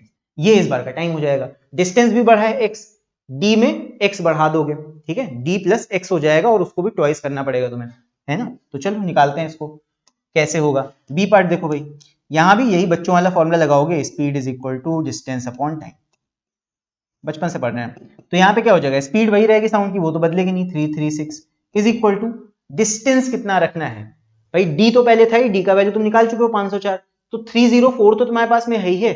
x डिस्टेंस और हमने बढ़ा दिया, क्या हो जाएगा, ट्वाइस ऑफ d का वैल्यू बढ़ाना है, इस चीज का वैल्यू बढ़ाना है। डिस्टेंस तो पहले था ही, x और बढ़ गया, और x सिर्फ एक बार नहीं बढ़ेगा, 2 बार। साउंड यहां से पूरा यहां तक जाके वापस यहां तक आएगा, तो x तुम्हारा ब्रैकेट के अंदर ही बढ़ेगा, यानी कि d का वैल्यू 504 था, इसमें प्लस x और ट्वाइस बाहर लगेगा। टोटल डिस्टेंस में ये x 2 बार, यहां भी x होगा, यहां भी x होगा, ठीक है। इस तरह सॉल्व करेंगे, और इस बार टाइम कितना लग रहा है, अपॉन में क्या रखोगे 4.5 सेकंड। चलो भाई सॉल्व करते हैं इसको, थोड़ा सा कैलकुलेशन ज्यादा है इस बार। 4.5 मल्टीप्लाई होगा इधर आके और 2 नीचे जाएगा, तो ये हो जाएगा 336 divide by 2 multiply by 4.5 is equal to, ये हो जाएगा 504 प्लस एक्स, जो कि इधर आके बाद में माइनस होगा। तो इसको सॉल्व करो, पॉइंट हटेगा, नीचे 10 लगेगा, फिर उसके बाद में 2 से काट दो, ये आ जाएगा 2 1 2, और 2 1 2, उसके बाद 2 6 12, फिर उसके बाद 2 8 16, और इधर क्या होगा, इधर 5 से काट दो, 5 2 10, 5 9 45, 2 से काट दो, 2 1 2, ये कटेगा, 2 8 16, और उसके बाद 2 4 8, 84, 84 इंटू 9 करो, कितना आएगा, ये आएगा तुम्हारा 9 4 36, 3 कैरी गया, 9 8 72, और उसके बाद 3 ऐड करेंगे, ये हो जाएगा 75, तो 756 इज इक्वल टू, और 504 को इधर ले आओ माइनस में, इधर साइड से जब इधर आएगा 504 तो माइनस में आएगा, 504 माइनस में आ गया, और यही तुम्हारा आ जाएगा इक्वल टू x, तो माइनस कर लो, कितना आ जाएगा, 6 में से 4 गया, ये आ जाएगा तुम्हारा 2, उसके बाद 5 माइनस 0 ये बचेगा 5, और उसके बाद 7 माइनस 5 बचेगा 2, तो 252 मीटर से आ जाएगा x का वैल्यू। यानी कि यहाँ पे क्या बोला है, calculate the distance that the person has moved, तो ये कितना आ जाएगा, ये आ जाएगा 252 मीटर्स, पर्सन और आगे कितना यहाँ से मूव होके आया, 252 मीटर्स। आई होप ये वाला क्वेश्चन समझ में आया होगा तुम लोग को। अगर तुम लोग को इको के क्वेश्चंस को सॉल्व करने में दिक्कत होती है तो मेरे इसके ऊपर कई सारे वीडियोस मैंने ऑलरेडी यूट्यूब पे डाले हुए हैं, तुम जाके सर्च कर सकते हो यूट्यूब में इको, मतलब यूट्यूब सर्च बार में टाइप करना इको और आगे लिख देना एम्पलीफाई लर्निंग, सर्च करना, इसके ऊपर बहुत सारे वीडियोस मैंने बनाए हुए कि इको के न्यूमेरिकल्स को कैसे हम सॉल्व करते हैं। एक बार उन वीडियोस को देख लो जाके, तुम्हें इसमें कभी भी दिक्कत नहीं होगी सॉल्व करने में, और गारंटीड ये क्वेश्चन 3 मार्क्स का 4 मार्क्स का हर साल आता ही आता है पेपर में, राइट। तो इको को अच्छे से तैयार कर लो। चलो बढ़ते हैं अभी आगे, अगला सवाल देखते हैं। तो अगला क्वेश्चन भी है साउंड के ऊपर, इसको देखते हैं। The above picture shows a mother pushing her daughter on a swing, तो झूले पे झुला रही है एक मम्मी अपनी बेटी को। The swing is going through position A B and C, 3 points यहाँ पे बने हुए हैं A B and C, where A and C are extreme positions and B is the mean position. तो पेंडुलम वाला केस है, मान लो ये क्या यहाँ पे पूछा गया वो देखते हैं। ए पार्ट है which is the right position that is at A, B or C for the mother to give a constant periodic push to the swing every time in the forward direction to increase the amplitude of the swing। तो सोच के देखो, मतलब ये पूछा गया है कि बताओ ए बी और सी पॉइंट पे मदर किस पॉइंट पे झूले को आगे की तरफ धक्का दे कि तुम्हारा पीरियोडिकली झूला ऐसे मूव करता रहे। तो कॉमन सेंस है, जब भी हमें किसी को झुलाना होता है तो कब धक्का देते हैं, बी पॉइंट पे, मिड पॉइंट पे तो देते नहीं है, लास्ट ये जो मतलब उस पर्सन के पास वाला जो पॉइंट होगा जहां पे आगे झूला रुक रहा होगा वहां तुम्हें वापस से धक्का देना होगा, फिर झूला आगे जाएगा, फिर वापस आएगा, फिर तुम उसको धक्का दे दोगे, तो कंटिन्यूअसली कहां पे तुम्हें फोर्स लगाना पड़ेगा, ए पॉइंट पे। तो ये तुम्हारा ए आंसर हो गया। अगर तुमने कभी भी किसी बच्चे को झुलाया है झूले पे, या खुद भी मतलब झूले हो, तुम्हारे दोस्त ने पीछे से धक्का दिया है, तो तुम ये आसानी से कर सकते हो, कॉमन सेंस है और कुछ नहीं। बी पार्ट है name the phenomena involve in this, तो फिनोमिना कौन सा यहाँ पे इन्वॉल्व हो जाएगा, ये हो जाएगा रेजोनेंस। मतलब यहाँ पे क्या है, फोर्स्ड वाइब्रेशंस हम कर रहे हैं, कंटिन्यूअसली फोर्स ऐसे वाइब्रेशंस लगा रहे हैं ताकि ये झूला ऐसे स्विंग करता रहे। अच्छा, ये फोर्स्ड वाइब्रेशंस का जो स्पेशल केस होगा, अगर मान लो तुम एक स्पेसिफिक फ्रीक्वेंसी के साथ धक्का लगाओगे तो ये झूला मैक्सिमम एम्पलीट्यूड के साथ ऐसे झूलता रहेगा, तो इसीलिए ये रेजोनेंस का केस है। उसके बाद सी पार्ट देखो, on the basis of this example explain how this phenomena helps to increase the amplitude of the swing. तो इसके लिए तुम ये बता सकते हो that the natural frequency of this swing matches the frequency of the force applied by the mother. तो जो स्विंग का नेचुरल फ्रीक्वेंसी है और मदर ने जो फोर्स लगाया है उस चीज का फ्रीक्वेंसी, वो दोनों जब इक्वल होंगे तब झूला मैक्सिमम एम्पलीट्यूड के साथ ऐसे ऐसे झूलता रहेगा। तो यही चीज तुम मेंशन कर सकते हो, यहाँ पे आंसर देखो लिखा हुआ है, ठीक है। चलो आगे बढ़ते हैं। सो इसके बाद question number 8, the circuit depicted in the figure is employed for studying Ohm's law. Instead of using a standard resistor, the student opts for a glass tube filled with mercury, tube 1, connected to the circuit through 2 electrodes, even any 2. He records the reading of the ammeter and voltmeter, therefore calculates the resistance. The student repeats this experiment by substituting tube 1 with tube 2 with the same amount of mercury filled in tube 2. So यहाँ पे question है, neglecting the internal resistance of the cell, use greater than, less than or equal to compare the following. सो यहाँ पे क्या है, resistance in both case हमें compare करना है। अच्छा यहाँ पे देखो, दो ये जो फिगर बना हुआ है, ये ट्यूब 1 है, ये ट्यूब 2 है। यहाँ नॉर्मल रेजिस्टेंस तो बच्चे ने यूज नहीं किया, यहाँ पे नॉर्मल रेजिस्टेंस की जगह उसने glass tube filled with mercury का यूज किया है। अब इससे फर्क क्या पड़ेगा, देखो ये जो ट्यूब 1 है, यहाँ पे ध्यान दो, ये जो ट्यूब 1 है, दिस इज ट्यूब 1, इसका लेंथ बहुत ज्यादा है, यहाँ पे एक पॉइंट है और यहाँ पे एक पॉइंट है, और बीच में पूरा मरकरी ऐसे भरा हुआ है। फिर उसके बाद एक ट्यूब 2 है, इसका लेंथ थोड़ा छोटा है, ये जो ट्यूब 2 है इसका लेंथ अगर तुम देखोगे छोटा है, यहाँ पॉइंट है, यहाँ पॉइंट है, और थोड़ा इसमें मरकरी भरा हुआ है, ये तुम्हारा ट्यूब 2 हो गया। अच्छा देखो, जो रेजिस्टेंस होती है वो लेंथ पे डिपेंड करती है कि नहीं करती है, resistance is directly proportional to length, और एरिया ऑफ क्रॉस सेक्शन तो लगभग सेम है, इसका ज्यादा है इसका कम है, राइट। और लेंथ वाइज अगर तुम देखोगे, लेंथ इसकी ज्यादा है इसकी कम है, ये चीज है, और एरिया ऑफ क्रॉस सेक्शन भी उसका ज्यादा है, तो इससे भी इसका रेजिस्टेंस कम होगा, और बाकी जिसका लेंथ ज्यादा है उसका रेजिस्टेंस ज्यादा होगा। तुम लेंथ के बेसिस पे भी सिर्फ निकाल सकते हो। तो यहाँ पे सोच के देखो, जिसका लेंथ ज्यादा है, ट्यूब 1 का ज्यादा है, तो इसका रेजिस्टेंस ज्यादा होगा और ट्यूब 2 छोटी है, इसका रेजिस्टेंस कम होगा, राइट। तो ट्यूब 2 के केस में रेजिस्टेंस कम मिलेगा। तो हमसे पूछा क्या गया है, देखो रेजिस्टेंस इन बोथ केसेस पूछा है, तो हम कह सकते हैं resistance of tube 2 is less than, tube 2 का रेजिस्टेंस छोटा है, कम है, is less than resistance of tube. पूरा स्टेटमेंट लिख दो, resistance of tube 2 is less than resistance of tube 1। कम रीजन नहीं पूछा है, सिर्फ यहाँ पे तुमसे less than, greater than, equal to ही लगाने के लिए बोला था। बी पार्ट है voltmeter readings in both cases. तो देखो जब रेजिस्टेंस ज्यादा है, सोच के देखो, जब रेजिस्टेंस ज्यादा है तो V इज इक्वल टू क्या होता है, V इज इक्वल टू होता है I टाइम्स R। जिसका रेजिस्टेंस ज्यादा उसके लिए पोटेंशियल डिफरेंस भी ज्यादा, जिसका रेजिस्टेंस कम उसके लिए पोटेंशियल डिफरेंस भी कम। भाई डायरेक्टली प्रोपोर्शनल है कि नहीं, जिसका रेजिस्टेंस ज्यादा उसके लिए वोल्टेज भी ज्यादा।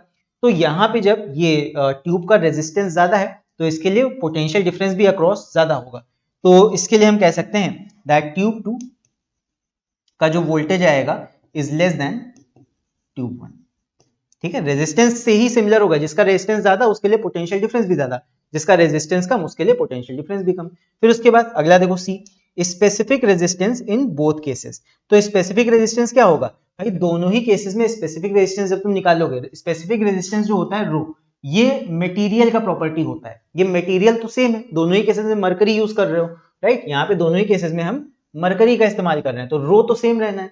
तो यहाँ पे rho will be same, resistivity is same in both, rho change नहीं होगा because it is the property of material. अगर मटेरियल तुम दो अलग अलग यूज कर रहे होते तब तुम्हारा स्पेसिफिक रेजिस्टेंस या रेजिस्टिविटी चेंज होता, बट दोनों केसेस में मरकरी का यूज कर रहे हैं इसलिए रेजिस्टिविटी सेम रहेगा। आई होप समझ में आ गया होगा।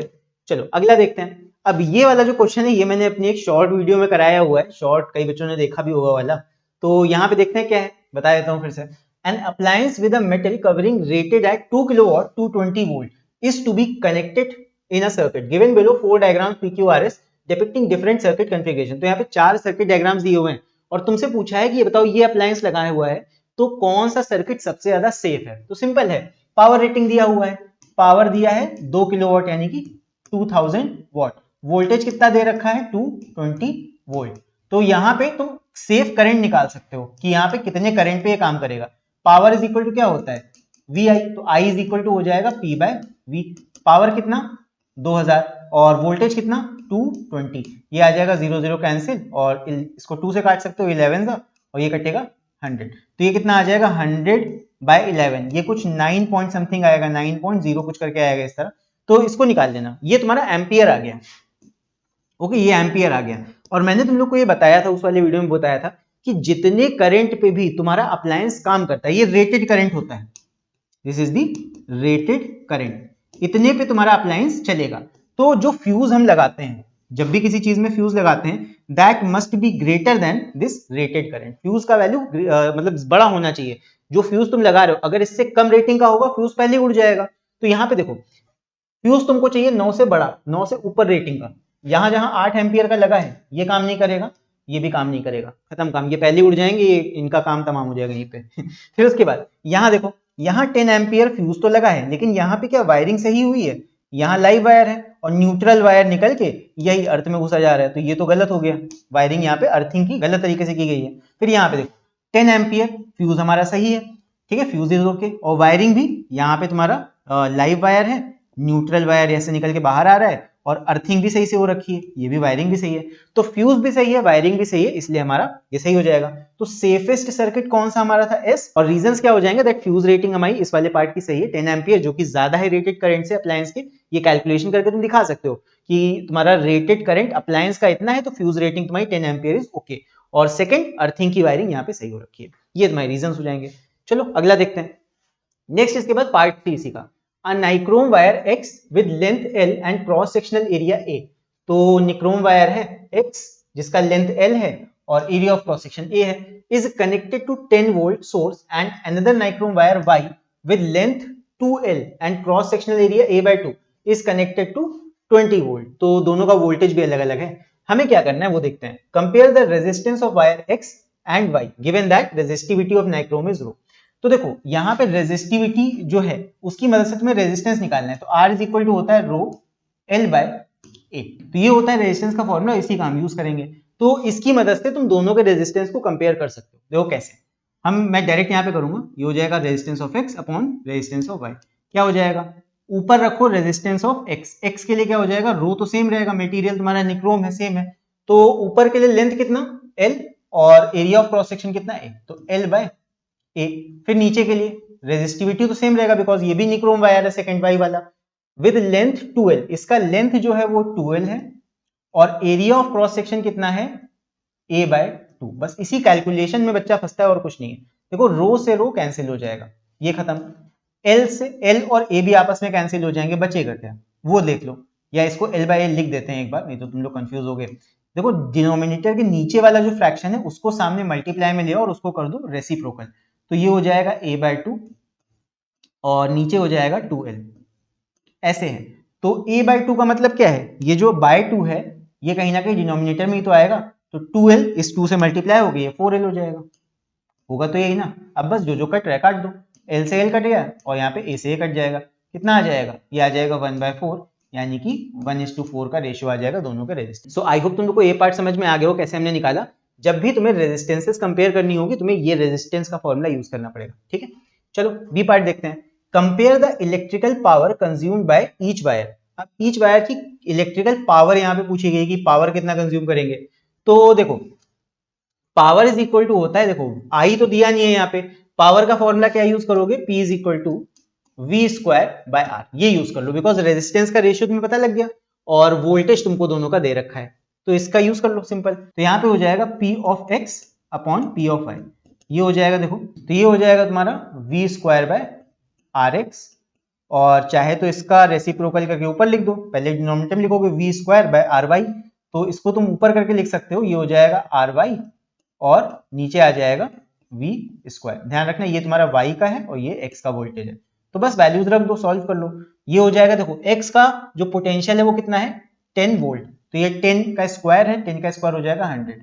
फिर उसके बाद नीचे v का स्क्वायर, सेकंड वाले जो y हमारा निक्रोम वायर है उसके लिए वोल्टेज हम कितना ले रहे हैं, इस कनेक्टेड टू 20 वोल्ट, इसका वोल्टेज ये हो जाएगा 20 इंटू 20 यानी कि 400, ये हो गया। फिर उसके बाद R Y upon R X तुम्हें रखना है, multiply by R Y upon R X, R Y का वैल्यू ऊपर, तो आर वाई क्या है नीचे वाला टर्म देख लो, आर वाई 4 है, ये 4 हो जाएगा, और आर एक्स कितना है वो 1 है, तो आर एक्स की जगह 1 रख देंगे, इस तरह सॉल्व कर लेंगे। 0 0 कट जाएगा, 0 0 कट जाएगा, 4 4 कट जाएगा, 4 4, ये आ जाएगा 1:1, सिंपल है। बस तुम्हें यहाँ पे सॉल्व करने का तरीका देखना है, सॉल्व कर लोगे आ जाएगा। अगर ना समझ में आए तो कमेंट करके बताना, मैं इसको अलग से एक वीडियो में बता दूंगा। बाकी इस चीज के ऊपर मैंने एक वीडियो ऑलरेडी बनाया हुआ है, वहां पे जाके भी तुम इसे देख सकते हो, ठीक है। सर्च करना है यूट्यूब पे ये resistance comparison amplifier learning, resistance amplifier learning search करोगे तुम्हें मिल जाएगा। ई पार्ट देखते हैं, compare the masses of these wires given that the density of nichrome is d। तो अब यहाँ पे मासेस को कंपेयर करना है, तो mass of x upon mass of y, दोनों के इसी फ्रैक्शन में निकाल लो। अब देखो मास निकालोगे कैसे, तुम्हें यहाँ पे दो चीजें दी हैं, डेंसिटी दी हुई है और तुम्हें एरिया ऑफ क्रॉस सेक्शन दिया है और लेंथ दिया है। देखो एरिया ऑफ क्रॉस सेक्शन पता है, लेंथ पता है और डेंसिटी पता है, तो area of cross section into length जब करोगे तो तुम्हें क्या मिलेगा वॉल्यूम, और वॉल्यूम इंटू डेंसिटी कर दो, ये तुम्हें क्या मिल जाएगा, ये मिल जाएगा mass, mass is equal to density into volume, ये हो गया। और वॉल्यूम का वैल्यू क्या है, area of cross section into L, तो कुल मिला के मास का जो फॉर्मूला आएगा वॉल्यूम की जगह रख देंगे area of cross section into length, यानी ए इंटू एल इंटू डी, ये आ जाएगा मास का फॉर्मूला, ठीक है। इस तरह मास का वैल्यू निकालोगे दोनों के लिए। तो mx क्या हो जाएगा, a x वाले वायर के लिए a कितना है वो a ही है, लेंथ l है, और यहाँ पे डेंसिटी तुम्हारी दोनों के लिए d ही दी हुई है, तो ये हो जाएगा a into L into D. और y वाले वायर के लिए जो जो चीजें दे रखी हैं वो रख दो, y वायर के लिए तुम्हारा लेंथ 2l है, एरिया कितना है a/2, तो ये है a/2, लेंथ कितनी है 2l और डेंसिटी तो d ही रहेगी, ये 2 कट जाएगा, बाकी सारी चीजें भी कट जाएंगी, कितना आ जाएगा 1:1 रेशियो आ जाएगा, सिंपल, ठीक है। फिर अगला देखो, स्टेट ट्रू और false, wire x and wire y both show the same rise in temperature in the same time. तो अब यहाँ पे इस पार्ट को आंसर करने के लिए थोड़ा सा दिमाग लगाओ, वैसे तो अगर तुम इसका सॉल्यूशन देखोगे बहुत ही ज्यादा कॉम्प्लेक्स है, बट सिंपल तरीके से मैं इसको बताता हूँ। देखो तुम्हें क्या बताना है, वायर x और वायर y में सेम राइज इन टेम्परेचर हो रहा है, तो सेम राइज इन टेम्परेचर कब होगा, जब दोनों सेम एनर्जी कंज्यूम करेंगे, ठीक है, जब दोनों सेम एनर्जी कंज्यूम करेंगे या सेम एनर्जी डिसिपेट करेंगे, इलेक्ट्रिकल एनर्जी को डिसिपेट करेंगे तभी तो वो हीट में बदलेगी। तो सेम एनर्जी जब दोनों कंज्यूम कर रहे हैं, कैसे कंज्यूम कर रहे हैं हम कैसे बता सकते हैं, बी पार्ट देखो, कंपेयर द इलेक्ट्रिकल पावर, जब दोनों का हमने इलेक्ट्रिकल पावर कंजम्पशन का रेशियो निकाला वो कितना आया, वो आया 1:1 का। तो जब दोनों 1:1 के रेशियो में इलेक्ट्रिकल पावर कंज्यूम कर रहे हैं तो हम कह सकते हैं कि सेम एनर्जी दोनों ही X and Y wire same energy consume कर रहे हैं, सेम एनर्जी कंज्यूम कर रहे हैं। तो जब सेम एनर्जी कंज्यूम कर रहे हैं तो सेम हीट एनर्जी जो है वो हीट में ही तो कन्वर्ट होगी, तो सेम हीट एनर्जी में वो बदलेगी और वहीं कहीं ना कहीं सेम टेम्परेचर तुम्हारा राइज होगा, दोनों में टेम्परेचर भी वही रहेगा। भाई पावर सेम है तो एनर्जी भी दोनों में सेम जाएगी, एनर्जी सेम जाएगी तो हीट एनर्जी में वो कन्वर्ट होगी, फिर हीट एनर्जी जब सेम रहेगी तो दोनों का टेम्परेचर राइज भी सेम रहेगा। क्यों? बिकॉज मटेरियल तो सेम ही है ना दोनों का, निक्रोम वायर है दोनों, मटेरियल सेम है, हीट भी सेम ले रहे हैं, यानी कि दोनों का राइज इन टेम्परेचर भी सेम होगा। तो इसका आंसर क्या हो जाएगा? इसका आंसर सिंपल हो जाएगा ट्रू। रीजन नहीं पूछा है तुमसे, सिर्फ यहाँ पे ट्रू या फॉल्स पूछा है, तो दोनों में सेम राइज इन टेम्परेचर हमें देखने को मिलेगा। चलो हो गया ये भी। फिर इसके बाद देखते हैं अगला question, question number 9। This is last question, चलो इसको देखते हैं जल्दी से। तो यहाँ पे है first part, 3 bulbs of power P1, P2 and P3, P1 सबसे कम है, फिर उससे ज्यादा P2 पावर है, फिर उससे ज्यादा P3 पावर है, are connected in a certain way that P3 glows brightest, what type of connection exist between these bulbs. तो यहाँ पे देखो P3 का जो पावर है वो सबसे ज्यादा है, तो अगर इनको सीरीज में जोड़ोगे तो जिसका सबसे ज्यादा पावर होता है उसका सबसे ज्यादा रेजिस्टेंस भी होता है, तो कहीं ना कहीं वो सबसे धीमे चलेगा। तो अगर इसको पैरेलल में जोड़ा जाए, अगर इसको हम पैरेलल में जोड़ें तो सबसे ज्यादा पावर वाला बल्ब सबसे ज्यादा तेज चलेगा। जैसे घर में सब पैरेलल कनेक्शन होते हैं, अगर तुम 10 वॉट का बल्ब लगाओ और वहीं पे 20 वॉट का बल्ब लगाओ तो 20 वॉट वाला ज्यादा चलेगा। तो पैरेलल कनेक्शन में जो सबसे ज्यादा पावर वाला होता है वो सबसे ज्यादा तेज चलता है पैरेलल के केस में, ये तुम्हें पता होना चाहिए। बी पार्ट देखो, compare the voltage across these bulb. तो वोल्टेज अक्रॉस दीज बल्ब क्या होगा? ये हो जाएगा V1 is equal to V2 is equal to V3। क्यों? बिकॉज हमने इनको पैरेलल में कनेक्ट किया है, सिंपल है। पैरेलल के केस में सारा वोल्टेज सेम रहता है सबके अक्रॉस। फिर उसके बाद C part, will the circuit still function if one of the bulb is fused. तो इसका आंसर हो जाएगा यस। भाई एक बल्ब जैसे मान लो तुम्हारे घर का फ्यूज हो गया, तो सीरीज में तो लगा नहीं है कि बीच का एक बल्ब झालर की तरह, एक बल्ब फ्यूज हुआ तो पूरी झालर खराब हो गई। घर में सारे की सारी चीजें पैरेलल में लगी होती हैं, एक बल्ब खराब हो जाए तो सारी चीजें जलना थोड़ी बंद हो जाती हैं। तो वही चीज है, अगर एक चीज खराब हो जाएगी, एक बल्ब खराब हो जाएगा, तब भी बाकी का सर्किट तुम्हारा सारा का सारा काम करता रहेगा, बाकी के बल्ब जलते रहेंगे। बी पार्ट देखो, सेकंड पार्ट, सेकंड पार्ट है the given diagram shows the output of an AC generator if the speed of generator coil is doubled then. तो यहां पे देखो क्या है, ये एक तरह से एसी ईएमएफ तुम्हें दिखाई गई है, आउटपुट ऑफ एसी जनरेटर। क्या हो रहा है?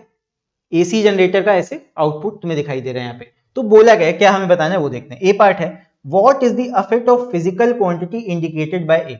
तो क्या हमने करा है, if the speed of the generator coil is double.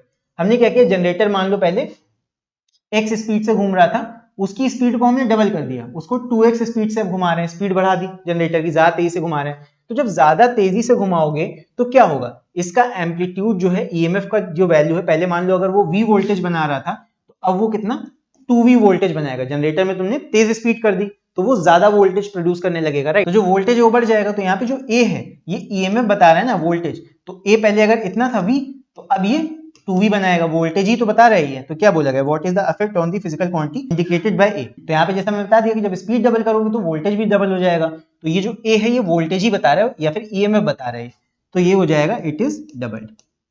A quantity जो है ईएमएफ है वो डबल हो जाएगी स्पीड डबल करने पे। फिर देखो B part, what is the effect on the physical quantity indicated as B. यहाँ पे बी क्या है, बी यहाँ पे इस एक्सिस पे टाइम का है, तो ये जो बी है ये टाइम ड्यूरेशन है एक पूरे साइकिल का। तो जब तुम जनरेटर की स्पीड डबल कर रहे हो तो क्या कर रहे हो, इस टाइम को तुम आधा कर रहे हो। भाई स्पीड तुमने दुगनी कर दी, क्या होता है देखो, speed is equal to distance upon time. तो स्पीड और टाइम का इनवर्स रिलेशन होता है। अगर स्पीड को तुम डबल कर रहे हो तो टाइम क्या हो जाएगा, टाइम जस्ट उसका इनवर्स हाफ हो जाएगा। तो वही चीज है, स्पीड तुमने डबल कर दी जनरेटर की तो ये टाइम पीरियड क्या हो जाएगा, हाफ हो जाएगा। It is half, it is half, ये आ जाएगा इसका आंसर। फिर अगला पार्ट देखो C, give reason for your answer in B. C part में तुम यही चीज बता दोगे कि when the speed is double the time is half. Relation यही तो है स्पीड और टाइम का, since time is inversely proportional to speed. तो यहाँ पे जब स्पीड को हम डबल करेंगे when the speed is double then due to this relation the time is half, ये हो जाएगा तुम्हारा आंसर। चलो आगे बढ़ते हैं। अगला क्वेश्चन है इसका third part, the graph illustrates the correlation between the number of protons and the number of neutrons. तो ये तुम्हारा रेडियो एक्टिविटी का क्वेश्चन है, and the number of neutrons for elements, elements दिए हैं A B C D and E, 5 elements हैं in the periodic table. These elements are denoted by the letters rather than their conventional symbols. तो ये बस letters हैं, हमें नहीं पता कौन से एलिमेंट्स हैं। तो हमें क्या बताना है वो देखते हैं। ए पार्ट है, identify the radio active radiation emitted when element C decays into element E, represent this using a nuclear reaction. तो सी से ई में जाना है हमें। सी पहले कहां पे था, यहां पे, ई में आ गए। तो सी देखो कहां पे है, इधर के साइड क्या है, नंबर ऑफ न्यूट्रॉन्स। तो पहले नंबर ऑफ न्यूट्रॉन्स ज्यादा थे, अब नंबर ऑफ न्यूट्रॉन्स कम है, और नंबर ऑफ प्रोटॉन पहले इतने थे, नंबर ऑफ न्यूट्रॉन्स बढ़ रहे हैं। तो सोच के देखो, पहले सी में नंबर ऑफ न्यूट्रॉन्स ज्यादा थे, ई में नंबर ऑफ न्यूट्रॉन्स कम हो गए, तो न्यूट्रॉन्स की संख्या घटी है और प्रोटॉन्स की संख्या बढ़ी है। तो ऐसा कौन से केस में होता है, अल्फा में तो दोनों निकल जाते हैं, बीटा के केस में ऐसा होता है कि एक न्यूट्रॉन कम होता है और एक इलेक्ट्रॉन और साथ में एक प्रोटॉन रिलीज कर देता है। तो ए पार्ट में हमें इतना तो पता लग गया दैट यहाँ पे बीटा रेडिएशंस रिलीज हो रहे हैं। तो बीटा के केस में क्या होता है, बीटा के केस में यहाँ पे तुम्हारा मास नंबर में कोई चेंज नहीं होता, तो ऊपर 0 हो जाता है, और नीचे क्योंकि एटॉमिक नंबर तुम्हारा इंक्रीज हो जाता है 1 से, तो इसीलिए यहाँ -1 हम मेंशन करते हैं बीटा में, राइट। तो मतलब -1 लेके निकल रहा है, वहाँ पे तुम्हारा 1+ हो जाएगा एक्चुअल जो एटम होगा। तो यहाँ पे इक्वेशन कैसे बनाएंगे इसको देखो, यहाँ पे सी ट्रांसफॉर्म हो रहा है किसमें, ई में, और यहाँ पे निकल रहा है एक बीटा पार्टिकल। बीटा पार्टिकल में मास नंबर यहाँ पे 0 होगा, कोई चेंज नहीं करेगा, और एटॉमिक नंबर ई का 1 से इंक्रीज हो जाएगा। अब यहाँ पे नंबर्स कैसे लिखने हैं, नंबर समझो क्या होंगे यहाँ पे। देखो यहाँ पे सी का तुम्हें कुछ नहीं पता, सी का ना तो तुम्हें यहाँ पे नंबर ऑफ न्यूट्रॉन्स पता है, सी के केस में देखो ना तो ये वाली लाइन पे तुम्हें कोई वैल्यू पता है, और ना ही तुम्हें नंबर ऑफ प्रोटॉन्स पता है। तो ई के केस में देखो तुम्हें दोनों चीजें पता है। ई के केस में क्या हो रखा है, नंबर ऑफ न्यूट्रॉन्स 145 है, और ई का नंबर ऑफ प्रोटॉन्स अगर तुम नीचे देखोगे एक्स एक्सिस पे, तो यहाँ पे तुम्हें मिल जाएगा भाई 90 है, तो 1 का यहाँ पे ले लो, 91, 92 और ये हो जाएगा 93। तो ई के लिए हमें दोनों वैल्यूज पता है। तो ई का जो मास नंबर होगा, मास नंबर के लिए क्या करोगे, 145 और 93 को ऐड कर लो, तो 145 प्लस 93 ये कितना आ जाएगा, 5 + 3 8 हो जाएगा, और 94 ये हो जाएगा 13, तो ये आ गया 3 और ये हो जाएगा 238। तो मास नंबर तुम्हारा ई का कितना आ गया, 238। तो यहाँ पे मास नंबर हम लिख सकते हैं, तो इसका मास नंबर हम मेंशन कर देंगे 238। अच्छा, मास नंबर में कोई चेंज नहीं होता है, तो सी का भी मास नंबर तो सेम ही होगा, ये हमने लिख दिया, राइट। और फिर उसके बाद एटॉमिक नंबर की बात करें तो एटॉमिक नंबर होता है नंबर ऑफ प्रोटॉन सिर्फ। तो एटॉमिक नंबर ई का हमें कितना पता है, वो है 93, तो ये 93 हो गया। और इसके अलावा एटॉमिक नंबर हमें पता है बीटा पार्टिकल के केस में 1 से इंक्रीज होता है एटॉमिक नंबर, तो नंबर ऑफ प्रोटॉन्स 1 बढ़ा होगा, तो पहले कितना रहा होगा, 1 कम, यानी कि पहले रहा होगा 92। तो ये हमारा हो जाएगा इक्वेशन। आई होप ये इक्वेशन समझ में आया होगा। यहाँ पे क्योंकि ग्राफ दिया था, डायरेक्ट वैल्यूज नहीं दिए थे, तो ग्राफ की मदद से ये वैल्यूज निकाल के इस तरह तुमको इक्वेशन लिखना है। तो यहाँ पे मास नंबर में कोई चेंज नहीं होता, एटॉमिक नंबर तुम्हारा -1 हो जाता है, तो इसलिए इस तरह लिख देंगे। फिर इसके बाद बी पार्ट देखते हैं। बी पार्ट यहाँ पे है, what is the special name given to elements D and E. अब डी और ई को जरा देखो, डी और ई का जो यहाँ पे नंबर ऑफ प्रोटॉन्स है वो सेम है, लेकिन नंबर ऑफ न्यूट्रॉन्स डिफरेंट है।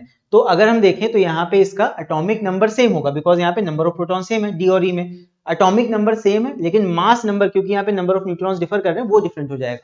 तो ऐसे एलिमेंट्स को क्या बोला जाता है, these are called isotopes. Isotopes वो एलिमेंट्स होते हैं जिनका मास नंबर डिफरेंट होता है लेकिन एटॉमिक नंबर सेम होता है, वही चीज है। फिर उसके बाद C, if element C transform into element B by emitting a radioactive ray, how will this ray behave in electric field. तो देखते हैं क्या है, यहां पे बोल रहा है कि हमें सी को बी में चेंज करना है। तो सी को बी में चेंज करने के लिए क्या करोगे, सी यहां पे है, सी का तुम्हारा नंबर ऑफ प्रोटॉन्स ज्यादा है, बी के नंबर ऑफ प्रोटॉन्स कम है, और सी का मास यहाँ पे नंबर ऑफ न्यूट्रॉन्स भी ज्यादा है और नंबर ऑफ न्यूट्रॉन्स भी कम हो रहा है।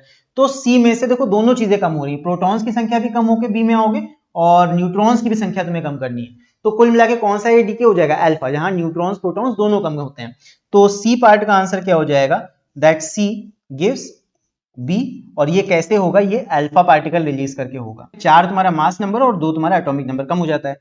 तो इस तरह यहाँ पे कन्वर्जन होता है। हमसे पूछा क्या था यहाँ पे ये पूछा था कि जो रेडियो एक्टिव रे निकलेगी, यानी कि जो अल्फा पार्टिकल निकलेगा, ये कैसे बिहेव करेगा इन इलेक्ट्रिक फील्ड। तो सोच के देखो, ये तुम्हारा क्या है, alpha particle, this is positive. तो अल्फा पार्टिकल खुद में पॉजिटिव होता है, तो अगर इसको इलेक्ट्रिक फील्ड में रखोगे तो ये निगेटिव प्लेट की तरफ अट्रैक्ट होगा, इट विल शिफ्ट टुवर्ड, ये लिखोगे निगेटिव प्लेट, निगेटिव प्लेट की तरफ भाग जाएगा। ठीक है, ये तुम्हारा आंसर हो जाएगा। तो बस इस तरह हम इसका भी आंसर कर देंगे। अब इस बार देखो रेडियो एक्टिविटी का भी अलग टाइप का क्वेश्चन आ रहा है, कन्वेक्शनल क्वेश्चन से हटके अलग तरह से क्वेश्चन पूछा जा रहा है। तो बस यही हमारा लास्ट क्वेश्चन था, एंड यहाँ पे हमारा पेपर पूरा का पूरा कंप्लीट हो गया है। अगर तुम्हें इन क्वेश्चंस में से किसी में भी कोई प्रॉब्लम हो तो बेशक कमेंट करके पूछ सकते हो, और इसके अलावा तुम्हें क्वेश्चन नंबर 1 और क्वेश्चन नंबर 2 और साथ में पेपर पैटर्न देखना है क्लास 10 फिजिक्स का, तो तुम ये वाला वीडियो जाके सर्च कर लेना, physics paper pattern 2026 by amplify learning. YouTube पे सर्च करना मिल जाएगा। और बाकी इस वीडियो में किसी भी क्वेश्चन में और कोई दिक्कत आई हो तो कमेंट खुले हुए हैं, कमेंट करके तुम बता सकते हो। और नेक्स्ट वीडियो तुम लोग किस टॉपिक के ऊपर चाहते हो ये भी तुम कमेंट्स में लिख के बता सकते हो। और फिजिक्स क्लास 10 के अगर तुम्हें और भी वीडियोस देखने हैं तो उसके लिए तुम्हें यहाँ पे प्लेलिस्ट दिख रहा होगा, इसको जाके तुम चेक कर सकते हो। और साथ में अगर फिजिक्स के तुम्हें सारे के सारे चैप्टर्स एक जगह पे देखने हैं तो उसके लिए तुम एम्पलीफाई लर्निंग ऐप को डाउनलोड कर सकते हो या फिर amplifylearning.in वेबसाइट पे जा सकते हो और वहां पे फिजिक्स कोर्स को एनरोल कर सकते हो। सो फिलहाल के लिए भी इस वीडियो में इतना ही, एंड इसके बाद हम लोग मिलते हैं अगले वीडियो में।